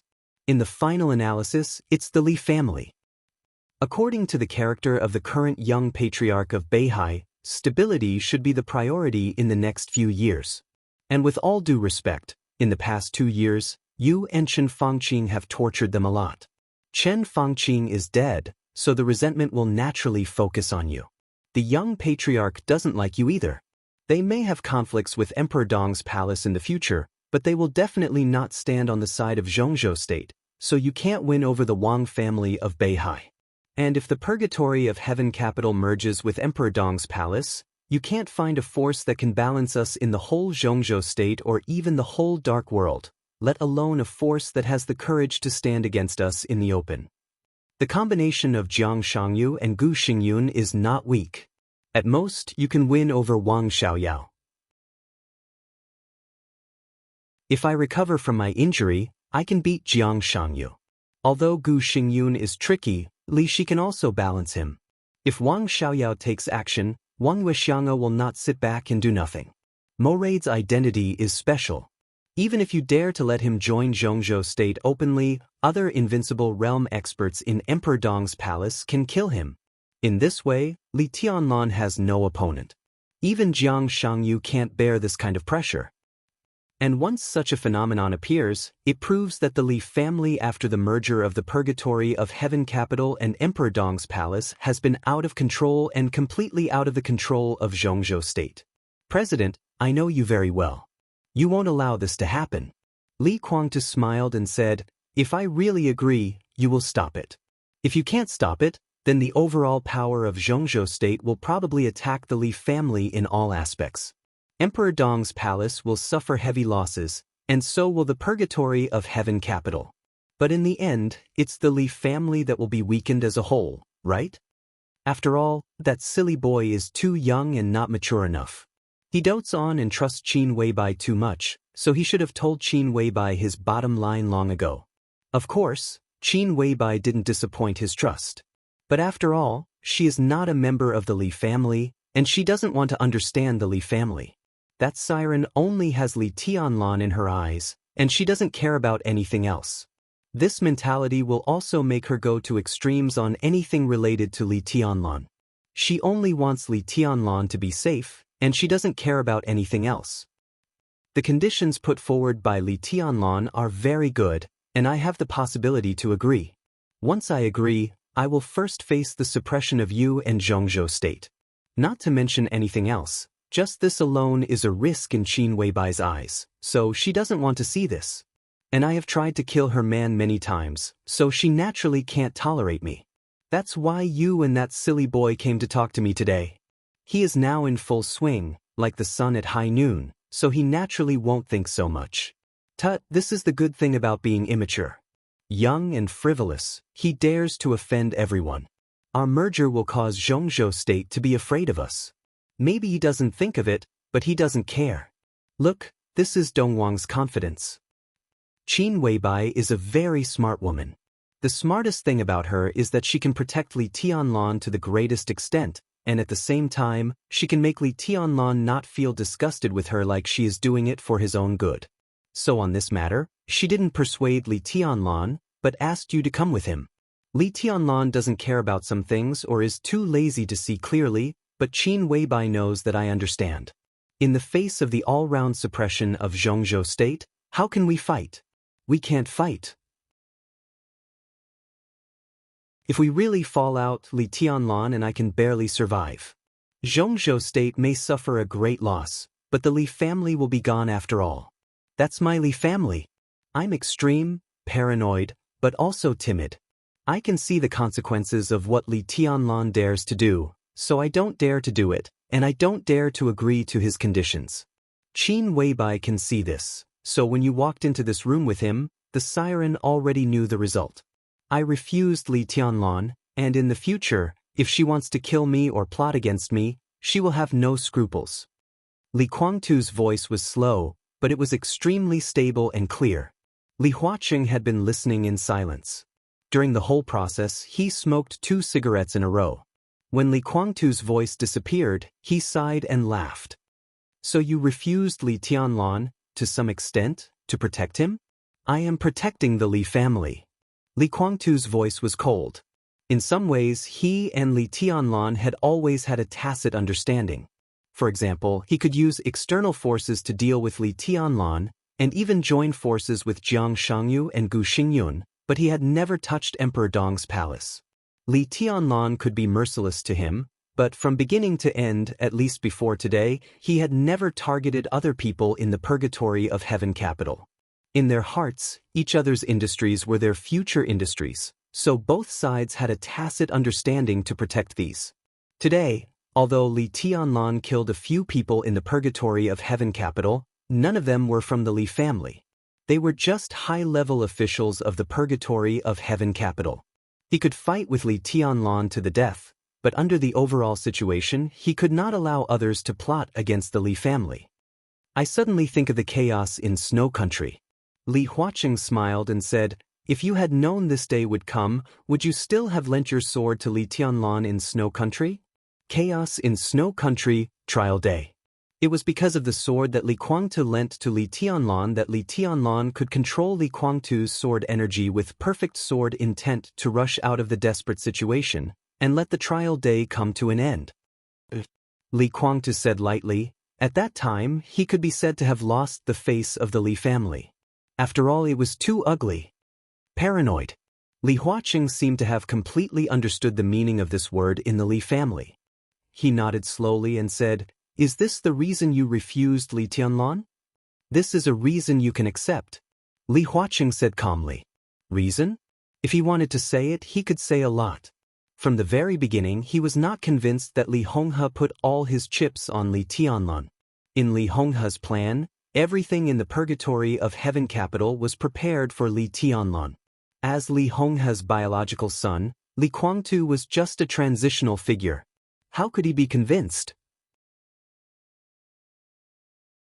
In the Qingyun Temple in Lin, the dragon vein guarded by Master Xian Xuanzi had pulled him back from death. If the dragon vein condensed the fate of Zhongzhou state was given to him, then in the final battle of Heaven Capital, his first move was enough to defeat Wang Tianzong and the Wang family of Beihai. But the dragon vein was finally given to Li Tianlan by the old bald ass. How could he be willing? He was a young boy, an outsider of the Li family. Why did he do that? This was jealousy. Li Guangtu never denied this. He was jealous of everything Li Tianlan had since he was a child, which should have been his. So he held the purgatory of Heaven Capital in his hand tightly, trying to seize the opportunity to make the boy who occupied everything he had disappear completely. Li Tianlan entered the secular world. The chaos in East Island began. Before he could do anything, the Samsara Palace had blocked the gate of the purgatory of Heaven Capital. So the final battle of Heaven Capital changed from killing Li Tianlan to cooperating with the Samsara Palace to let the purgatory of Heaven Capital enter the secular world smoothly. And all this was because of the Samsara Palace, because of a woman who even he was amazed by, who was known as a goddess in the dark world. At that time, Li Guangtu understood that even if he held the purgatory of Heaven Capital tightly, the young boy he had always been jealous of and looked down upon would stand up again in another direction with the power of a woman, and then become his biggest opponent to control the Li family. Li Guangtu's failure was because of women. Li Tianlan's success was also because of women. The contrast was so obvious. How could Li Guangtu not be jealous? There was also his first son, whom he had high hopes for and had already raised. Guo, who died in Ninghu. Some clues almost pointed to the Samsara Palace. Although there was no evidence, what evidence did people like Li Guangtu need?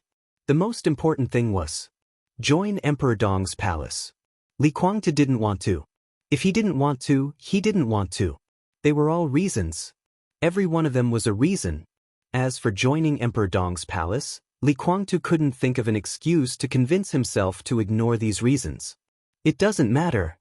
Li Huaqing smiled and said, at least this reason is true, and I can accept it. So, I'm free? Li Guangtu's voice was a little dull. I'll try my best.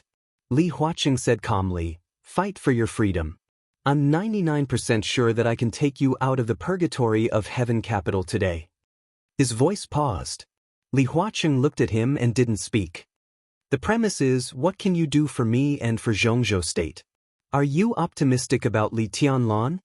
Li Guangtu suddenly asked. To be exact, it's the mature Tianlan that I'm optimistic about. Li Huaqing's expression was very serious. It's strange and contradictory. So, you saved me today for Li Tianlan. Am I right? Li Guangtu suddenly laughed. Li Huaqing narrowed his eyes and directly acquiesced. Li Guangtu was a smart man and mature enough. There was no need to hide some things because they couldn't be hidden at all. I see. Li Guangtu nodded and said, if I join Emperor Dong's palace, the Li family will be out of control and completely out of control. This is not what you want. So, you want me to continue to be an enemy of Emperor Dong's palace? No, to be exact, you want me to continue to join forces with Jiang Shangyu and Gu Xingyun. In this way, the three of us can form a force that can balance Emperor Dong's palace. He stared into Li Huaqing's eyes and said, you saved me just to let Li Tianlan kill me in the future. You want me to be a stumbling block on Li Tianlan's way to help him grow up quickly? Or a whetstone? This is a test for Li Tianlan? Li Guangtu's smile was a little twisted. You're a smart man. Li Huaqing said slowly, do you agree or refuse? I won't be a puppet. Li Guangtu sneered and said, if I leave Emperor Dong's palace, I will integrate all the forces in my hands, try my best to kill Li Tianlan at any cost, and take back the power of the Li family. In this matter, I won't show any mercy. If he dies in my hands, what will you do? Kill me?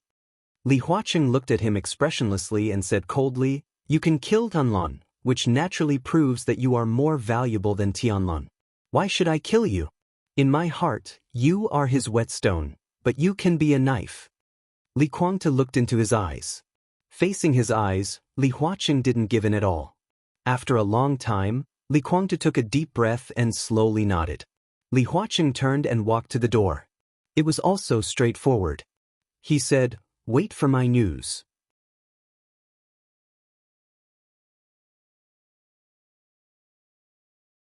Chapter 1259. The wind in Emperor Dong's palace was soft and comfortable. Li Tianlan sat at the table on the balcony, silently drinking tea and casually enjoying the scenery in Emperor Dong's palace. Qin Weibai, who got up a little late, arranged the fruit plate on the table into a pattern of a smiling face. Her smile was like a flower. Very happy? Li Tianlan asked softly. Yes, as long as you don't bully me, I am happy every day. Qin Weibai chuckled and reached out to touch Li Tianlan's hair. Li Tianlan grabbed her slightly cold and delicate palm and gently bit her fingers. Her white and slender fingers were stained with a little juice. It was fragrant and slightly sweet. Li Tianlan's whole body seemed to melt in this slight touch. He pulled Qin Weibai's body over and sat her on his lap. His other hand naturally wrapped around her waist. Qin Weibai laughed and took out a strawberry from the fruit plate. Do you want to eat it? Li Tianlan shook his head. His and Qin Weibai's eating habits were completely opposite. Qin Weibai usually drank the dew of a special plant that only grew near the polar circle. It was extremely demanding on the environment, temperature, light, and land. Emperor Dong's palace and the Lin clan had now set up this kind of laboratory to cultivate this plant. It cost a lot, but the harvest was not great. This plant could currently grow in Emperor Dong's palace, but Qin Weibai didn't like it very much, so her daily drinking was airlifted from Snow Country or Reki City. When it came to 3 meals a day, most of the time when the workload was not heavy, Qin Weibai's breakfast was usually a small but varied fruit, a piece of egg white, and half a glass of juice. When the workload was heavy, she would add a small steak and a small cup of coffee for breakfast. For lunch, she had 1 or 2 taels of rice, a small bowl of soup, and a few light vegetables. Basically, there was no meat. Most of the dinner was porridge, and occasionally she would eat some desserts she made herself. As for Li Tianlan's diet, fruit? Vegetables? What the hell were those?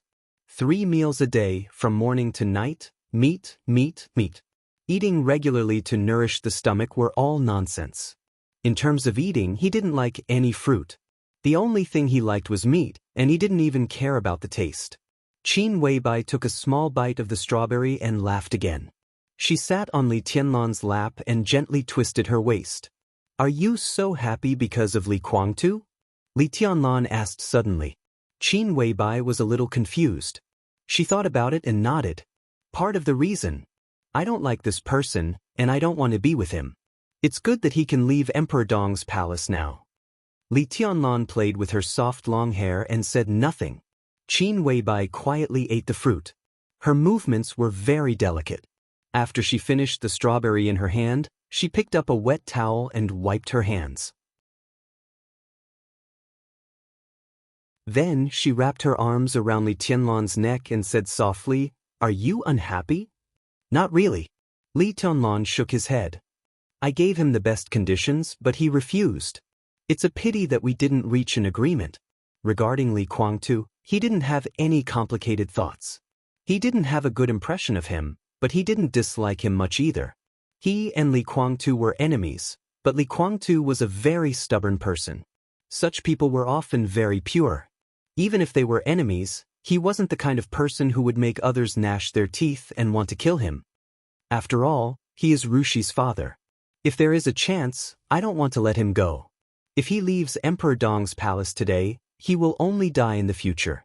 Li Tianlan said softly, and even if Grandpa doesn't like him, he doesn't want him to go this way. This is his own choice. Qin Weibai reached out and rubbed Li Tianlan's frowning eyebrows. How about the purgatory of heaven capital? There should be a group of people joining Emperor Dong's palace in the near future. Before I came back, I said what I should say. It's understandable that they think I'm an outsider. But Rushi is not. For those who really care about the Li family, they can completely accept that Mai and Rushi's children will inherit the Li family in the future. This is enough to make some people in the purgatory of heaven capital make up their minds to choose their own side. Li Tianlan said faintly, I don't want to get involved in the affairs of Emperor Dong's palace and the purgatory of heaven capital, and it's not necessary. When Li Kuangtu goes back, let's see how many people will choose to come to Emperor Dong's palace. If they are willing to come, they are our people. If they are unwilling to come, they are our enemies. I won't give them too much time. It's not appropriate to move inside Zhongzhou State at this time, so I'll unify Tianan first. I've built a place for the Li family to live.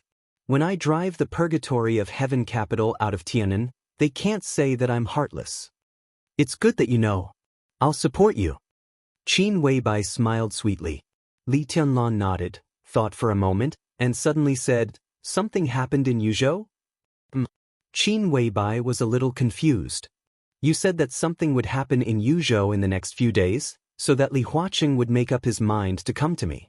Li Tianlan's fingers rubbed Qin Weibai's slender waist. Li Huaqing has come, but it seems that nothing has happened in Yuzhou. Qin Weibai thought for a moment and smiled. She said, Maybe something has happened, but we can't see it? Of course. It's also possible that Li Huaqing suddenly figured it out. Li Tianlan didn't ask any more questions. He reached into his pocket, but found nothing. Shaking his head, he patted Qin Weibai's butt. Go get a pack of cigarettes. Qin Weibai said, Oh. She stood up and walked to the living room. Her figure swayed lazily, and she looked magnificent. The pleasant bell of the elevator rang for a moment. The elevator door opened. Li Huaqing's figure walked along the corridor to the balcony. Li Tianlan glanced at him and didn't get up. He just nodded and said, Sit down. Li Huaqing calmly sat down on the sofa opposite Li Tianlan. How's the talk? Li Tianlan asked. He gave Li Kuangtu a choice. Li Kuangtu didn't accept it, so he naturally wouldn't cover the room with sword energy. Now he just needed to know the result, and it didn't matter the process of their negotiation. It was a pleasant talk. Li Huaqing laughed. Li Tianlan narrowed his eyes slightly. When he was about to say something, Qin Weibai, who had taken the cigarette, trotted over. Seeing Li Huaqing, she was slightly stunned, and then smiled and said hello. Make a pot of tea. Li Tianlan opened the cigarette, took out one, and said softly. Qin Weibai said, She smiled and said, Pu, or green tea. Green tea, a little stronger. Li Tianlan lit the cigarette. Li Huaqing was stunned for a moment, and then realized that the person sitting opposite him was Li Tianlan's real body. How long had it been? Had he returned from the purgatory of heaven capital? He opened his mouth and wanted to say something, but in the end he didn't say anything. Qin Weibai said, and went out again. Li Huaqing looked at Qin Weibai's back and shook his head subconsciously. Lovely, gentle, and obedient. But he had never seen Qin Weibai like this. With a smile, Li Huaqing's voice was a little emotional. Sometimes even I envy your luck. Li Tianlan took a drag on the cigarette and didn't respond to his teasing. He said straightforwardly, "Let's talk." Li Huaqing's pupils contracted slightly, and he was silent. Li Tianlan was not in a hurry. He smoked and waited quietly. "I'm taking Li Guangtu away today." Li Huaqing was silent for nearly a minute before he slowly said. His voice was indifferent, but he was full of confidence.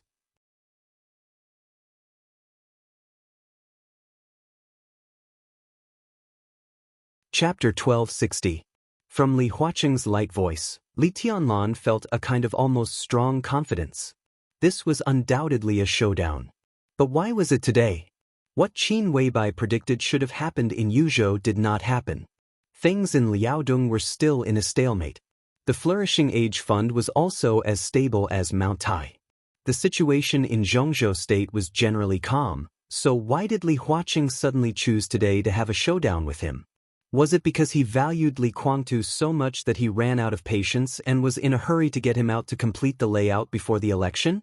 Or was it because something happened inside the academics that could affect Li Huaqing's decision under the situation that no one could see and made Li Huaqing make up his mind? And this matter was obviously not suitable to be exposed now? Qin Weibai knew about this matter, but she did not choose to tell him. Was it because she did not know that this matter would be more beneficial to Emperor Dong's palace? Li Tianlan glanced in the direction of the living room. In his sight was Qin Weibai's slim and graceful back, light and elegant, and she looked very happy. This woman should be spanked again. Li Tianlan flicked the ash and looked at Li Huaqing. "It seems that you really had a good talk." Li Huaqing laughed and said softly, "He agreed to go with me." "He agreed?" Li Tianlan suddenly sneered. Did the president make a mistake? Or did he forget something? Li Guangtu is now my captive, a prisoner held here. He agreed to go with you? What value does his will have here? I've locked him up here for so long. Do you think I can let him go just because he agrees? He narrowed his eyes and stared at Li Huaqing. You want to take him away without asking for my opinion. Go and ask him first. Oh, Emperor Dong's palace is a small family, and the president really does not take me seriously. Li Huaqing lowered his eyelids, his expression was neither happy nor angry, and his voice was neither salty nor indifferent. Then I will tell you now, I will take him away. What was strong? What was overbearing? At this moment, in the face of the president, who many people thought had no temper, for the first time, Li Tianlan felt a great sense of oppression that almost hit him in the face. I do not agree. He tilted his head, looked at Li Huaqing and sneered, My attitude is clear. I don't agree. I'd like to see if Li Huaqing can leave Emperor Dong's palace alive if I don't nod my head today. Li Huaqing's body tensed for a moment. The corners of his mouth curled up into a half-smile. Li Huaqing? Slip of the tongue. Li Tianlan said calmly, I want to talk about Li Guangtu. A slip of the tongue. Li Huaqing muttered faintly. This was indeed an explainable reason, but it could also be said that Li Tianlan thought so in his heart and said it directly out of straightforwardness. It could also be understood as Li Tianlan's threat. At most, they would just fall out. I believe you. Li Huaqing nodded. It's not important. Li Tianlan said, the important thing is that I have already said that I don't agree. Do you want to try to take him away by force? The tea is here. A voice with a hint of laughter rang out. Qin Weibai walked into the balcony with a delicate tray and placed 2 cups of tea in front of Li Tianlan and Li Huaqing respectively. The fragrance of tea and body floated gently. Li Huaqing was silent for a while, then laughed. Why? If I really wanted to take him away by force, he should be with me now. Li Tianlan turned the teacup expressionlessly, his eyes cold. Tianlan, you should know very well that Li Guangtu refused to join Emperor Dong's palace. In this situation, you offered such a generous offer, but he refused, which means that he can't join Emperor Dong's palace in the future. Li Huaqing said slowly, in this case, there is no point in keeping him here. It's much better than letting him out and giving Emperor Dong's palace one more opponent. Li Tianlan said lightly. Sounds like it. Li Huaqing nodded with a smile. But if you keep him locked up, how can you really annex the Purgatory of Heaven capital? A large part of the people in the Purgatory of Heaven capital are from the Li family. They may be on your side or on Li Kuangtu's side, but to put it bluntly, they are in a dilemma. If you keep Li Kuangtu, don't you worry that the Purgatory of Heaven capital and even the elders of the Li family in Emperor Dong's palace will have a knot in their hearts? Being locked up here, at least he can still be alive. Li Tianlan said calmly. Li Huaqing looked at him quietly and asked, you don't want to kill him? Li Tianlan nodded, but soon shook his head. To be honest, he didn't think about it. He didn't want to kill Li Kuangtu before today. The best plan in his mind was the condition he proposed to Li Kuangtu. This was also in line with the expectations of most people in the Li family. Emperor Dong's palace and the Purgatory of Heaven capital merged without large-scale conflicts. Both sides had their own gains, and they were harmonious. Divided Live Li family reunited, with Li Tianlan as the leader and Li Kuangtu as the assistant, so that the Li family could return to its peak, and then create a dynasty similar to the Wang family of Beihai. This was the best ending. But Li Kuangtu didn't accept it. How good was the condition he proposed? So good that there was only one condition left that could be better than the one he proposed. That was to let Li Kuangtu become the palace master of Emperor Dong's palace. Li Tianlan would take a step back and become the deputy palace master, and hand over everything in his hands to Li Kuangtu. Apart from this, there was no better condition than what he offered Li Kuangtu. Not even a little bit better. But Li Kuangtu didn't accept it. At that moment, Li Tianlan's mood was very complicated. He was disappointed, angry, self-deprecating, and finally became indifferent. From the second he left the room where Li Kuangtu was imprisoned. In his mind, Li Kuangtu was no longer a question of whether he wanted to kill him or not. Li Kuangtu didn't accept the condition. It didn't matter whether he was proud, paranoid, or ungrateful. Because they were enemies. All enemies could be killed. He felt that he had done his best to Li Kuangtu. So your reason now is not a reason. Li Huaqing said blandly, you don't care about Li Kuangtu's life or death now. As long as he leaves, you won't show him any mercy. In this case, you have no scruples about not wanting to kill him. Li Kuangtu might have been important to you before, but now that he has chosen to be your enemy, he is not so important anymore. Now he is just your enemy. Just? Li Tianlan laughed. Do you know that your words are tantamount to asking me to let the tiger go back to the mountain?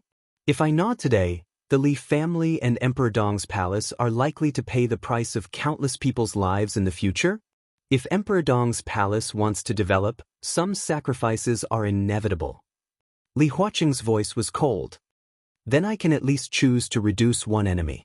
Li Tianlan said coldly. You can't choose. Li Huaqing did not hesitate to face Li Tianlan's sharpness. He was extremely calm. I don't agree, and Zhongzhou State doesn't agree. Purgatory of Heaven capital, Li Kuangtu must be your enemy. From another perspective, you can take this as a test from Zhongzhou State, or a test from me. Test? Li Tianlan seemed to have heard a joke and sneered. Why do you test me? Li Huaqing picked up the teacup and took a sip of tea. He said slowly, because I am the president of Zhongzhou State now.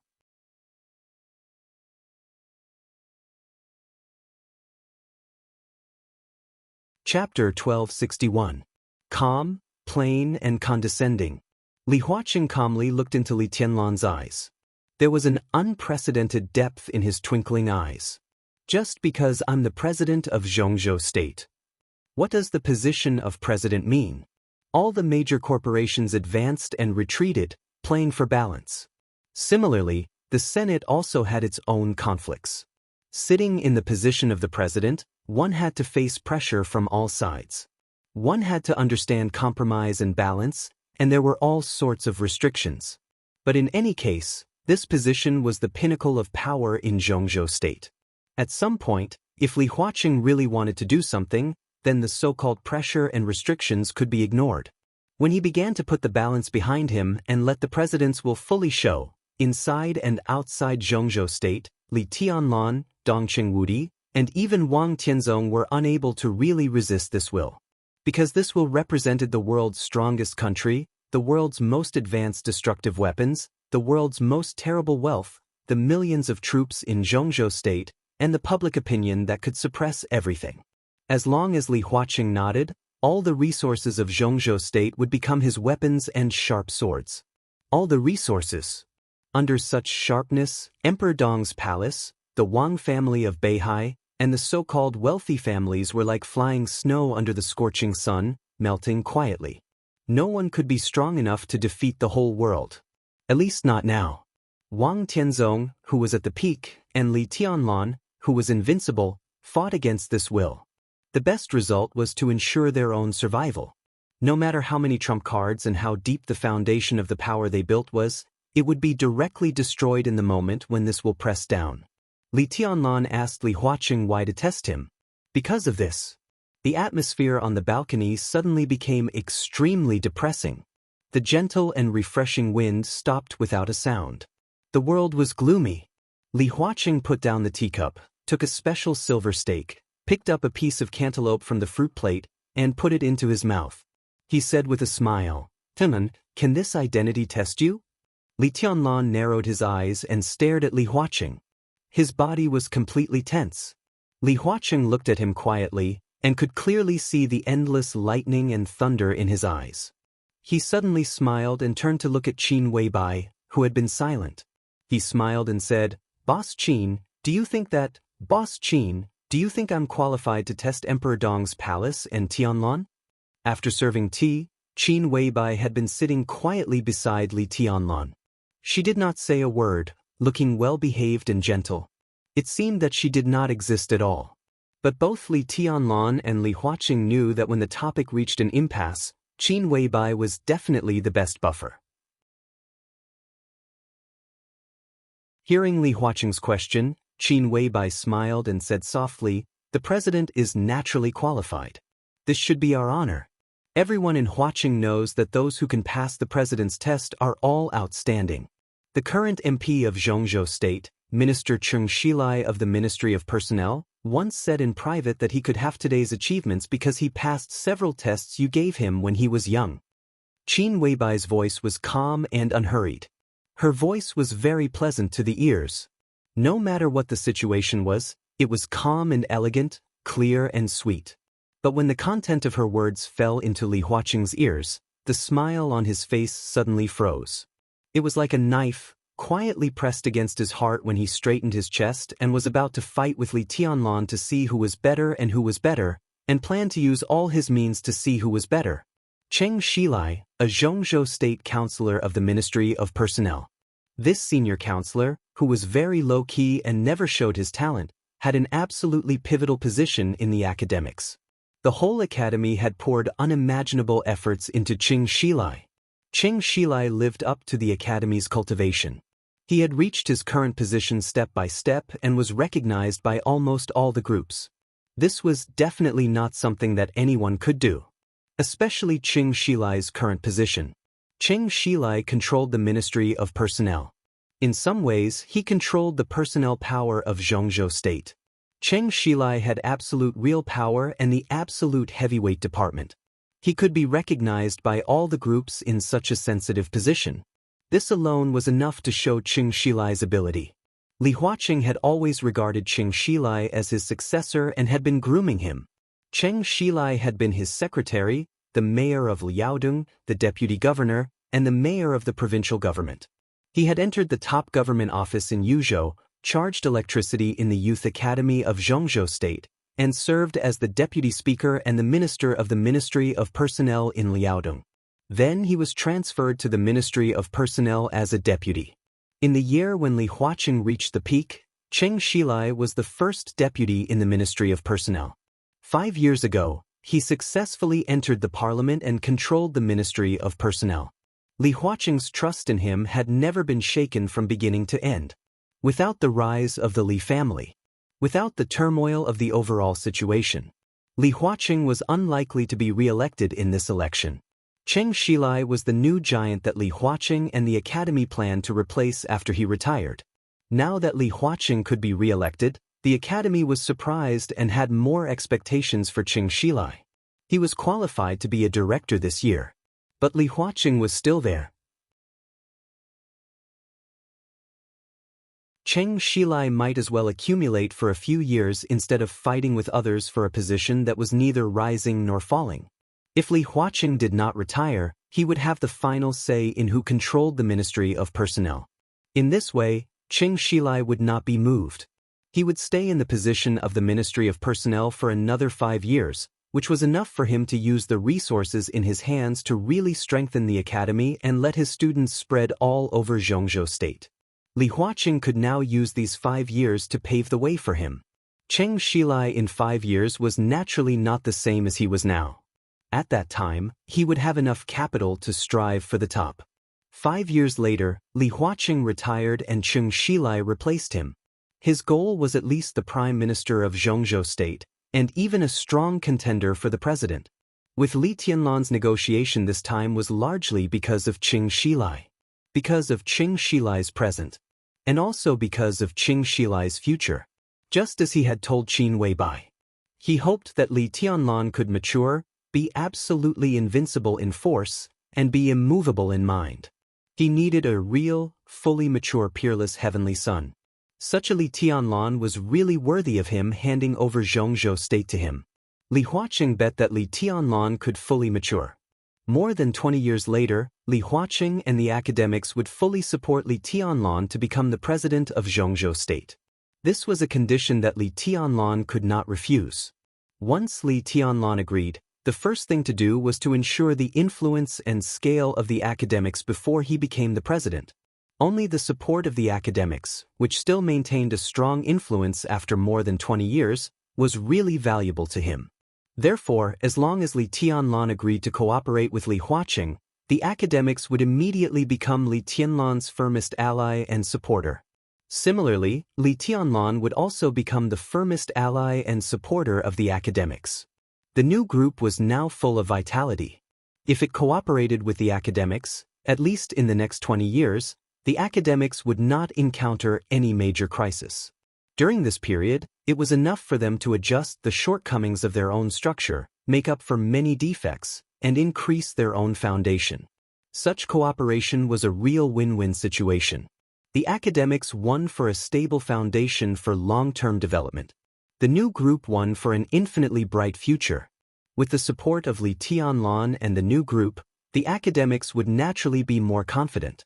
Therefore, Li Huaqing already had the idea of pushing Cheng Shilai to the position of president 5 years later. As for Cheng Shilai's current situation, the reason why Li Huaqing chose to show his cards to Li Tianlan today was indeed because of Cheng Shilai.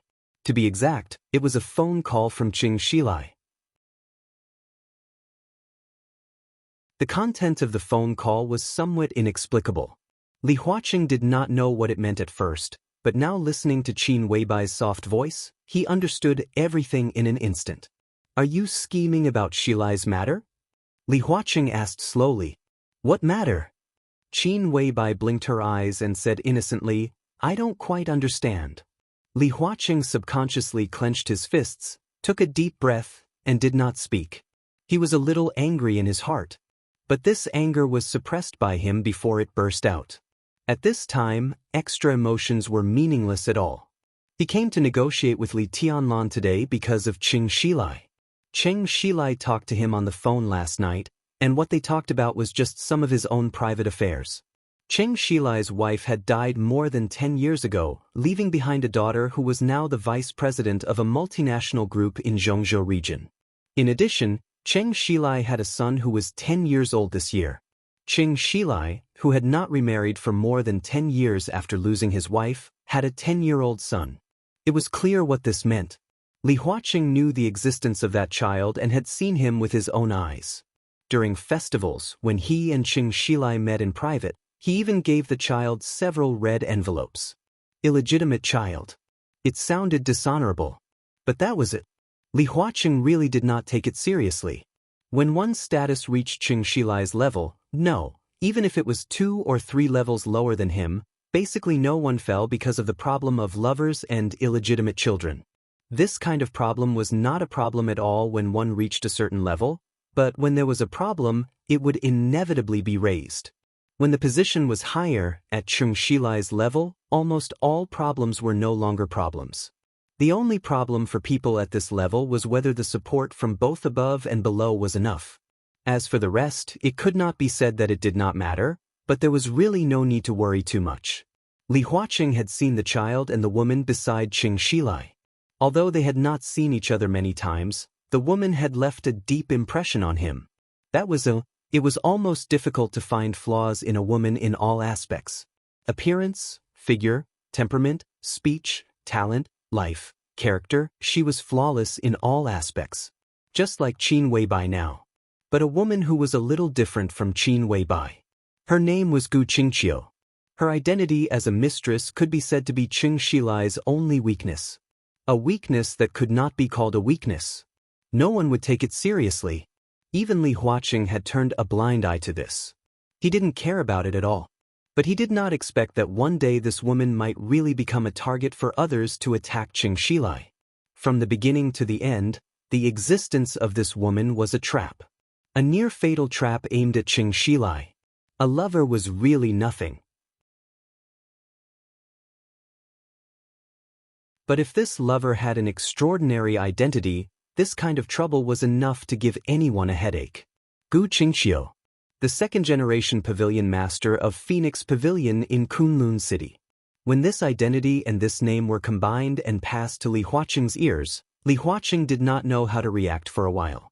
The most important thing was that Gu Qingqiu was going to turn herself in now. No one knew how this pavilion master of Phoenix Pavilion turned against Gu Xingyun, but this was the result. Gu Qingqiu wanted to turn herself in. What was even more absurd was that Cheng Shilai was completely controlled by this woman. Even now, he didn't blame her. Instead, he wanted to protect her. With this news came a lot of trouble surrounding Li Huaqing. Gu Qingqiu wanted to turn herself in, but she could not. Kill her? Cheng Shilai could not do it. What he showed on the phone was that he wanted to protect that woman at all costs, even if she really turned herself in. But if she turned herself in, then her identity and relationship with Cheng Shilai would appear in the sight of everyone in Zhongzhou State for the first time. What would be the consequences? Everything that Cheng Shilai had done over the years would be studied with a magnifying glass, nitpicking bones from eggs. If they really wanted to find problems specifically, who dared to say that they had no problems at all? Cheng Shilai, the successor of Li Huaqing, might become the target of all groups for the first time. Gu Qingqiu did not use Cheng Shilai to do anything. Cheng Shilai might be able to have a clear conscience, but it was difficult for him to be as immovable as a mountain. Under the focus of all groups, even if he could keep his position as a member of parliament, he would inevitably give up his position in the Ministry of Personnel. First of all, this would directly hurt the interests of the academics. The academics would also be violently turbulent. They might be dissatisfied with Gu Qingqiu, but all their emotions would be concentrated and vented on the Special Warfare Group and Gu Xingyun. But now Gu Xingyun was still the object of Li Huaqing's protection. Gu Qingqiu was obviously stimulated by something now. She did not think about anything else at all. The only thing she thought about was to stab Gu Xingyun with a knife. But after this knife, what should Li Huaqing do? In the face of the group's dissatisfaction with Gu Xingyun, should he suppress it? Could he suppress it? Once this matter was exposed, it would affect Cheng Shilai's position and inevitably affect Cheng Shilai's ranking in the parliament in the future. This kind of influence was fatal for the academics. The culprit was Gu Xingyun. When the matter broke out, did they not target the culprit, but protect him? Li Huaqing could completely imagine the huge chaos within the academics at that time. Internal troubles were brewing. If coupled with the targeting of all groups, Cheng Shilai might fall directly at a certain point in time, not to mention going further in 5 years. Gu Qingqiu, Phoenix Pavilion, Kunlun City, Gu Xingyun, Cheng Shilai, one by one, the identities were connected together. If this matter was used by someone with ulterior motives, if his means were clever enough, this might be a huge storm that could sweep the entire academics. And there were people with such means, such intelligence, such standpoint, such power. Of course there were. Now there was one in front of Li Huaqing. Of course, it was not Li Tianlan. It was Qin Weibai, who didn't look sharp at all and acted like a little woman at home. The reason why Li Huaqing was in a hurry to negotiate with Li Tianlan was that he wanted to immediately return to Yuzhou after solving the matter between Emperor Dong's palace and Li Guangtu. He wanted to talk with Gu Qingqiu and Gu Xingyun to stabilize this matter. He originally thought that this might be the work of the Prince Group, or perhaps someone else. But he never thought that the matter of Gu Qingqiu turned out to be the work of Qin Weibai. This meant that she not only had the intelligence and means to set off a storm, but also meant that she had already mastered the cause of this matter. This was well prepared. She was unprepared. Under such circumstances, even Li Huaqing was not sure that he could suppress Qin Weibai. "Do you know Gu Qingqiu?" Li Huaqing asked straightforwardly. "He is a very interesting person. But he is also a very pitiful person." Qin Weibai's voice was soft. "It's not easy to find him. Even Xian Yan doesn't know of his existence. You can think of it as a coincidence that I can find him. Gu Xingyun killed her whole family and trained her to be the pavilion master of Phoenix Pavilion. Now she knows her life experience and knows some truth." Qin Weibai smiled and looked magnificent. "I told her these things. I mentioned some things accidentally in a chat, so now she should only think about revenge and let Gu Xingyun die a horrible death. If this matter makes you embarrassed, then I'm sorry to cause you trouble." She was plain, without sincerity, and with a sense of ridicule. Li Huaqing smiled bitterly.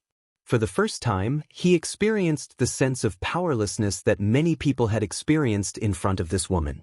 Everyone knew that she was not simple, but no one knew from which angle this woman would make a move every time.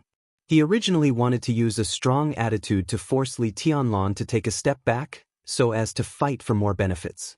But now Qin Weibai's simple words, a Gu Qingqiu, and a trump card directly put him in a completely passive position. "Boss Qin is really brilliant." Li Huaqing whispered, "I don't think I underestimated you, but in the end, I still underestimated you. I have a friendship with Gu Qingqiu." Qin Weibai said faintly, "Now she just wants revenge. She wants Gu Xingyun to lose everything, and she still has feelings for Minister Cheng." Li Huaqing was silent. He understood what Qin Weibai meant. Gu Qingqiu's goal was only to let Gu Xingyun pay the price.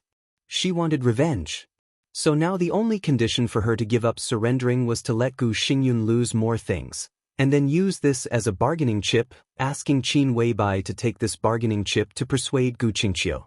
Since Qin Weibai had made a move, then what Gu Xingyun lost this time would naturally be transferred to Li Tianlan. And in such a bargaining chip, what Gu Xingyun lost was the most important. At present, at least the idea of letting Li Tianlan serve as a special advisor of Zhongzhou State and letting Gu Xingyun continue to be the war god of Zhongzhou State should be unrealistic. Li Huaqing could save Gu Xingyun. But the position of the war god of defense, they had fallen. You're tuning in to the Passion Pages YouTube channel. We're so grateful for your support, and don't forget to subscribe to join us on this incredible journey through captivating stories. Your generosity through donations truly makes a world of difference, as it's the primary source of revenue that allows me to expand and enhance this channel for you. Thank you from the bottom of my heart for being a part of this adventure.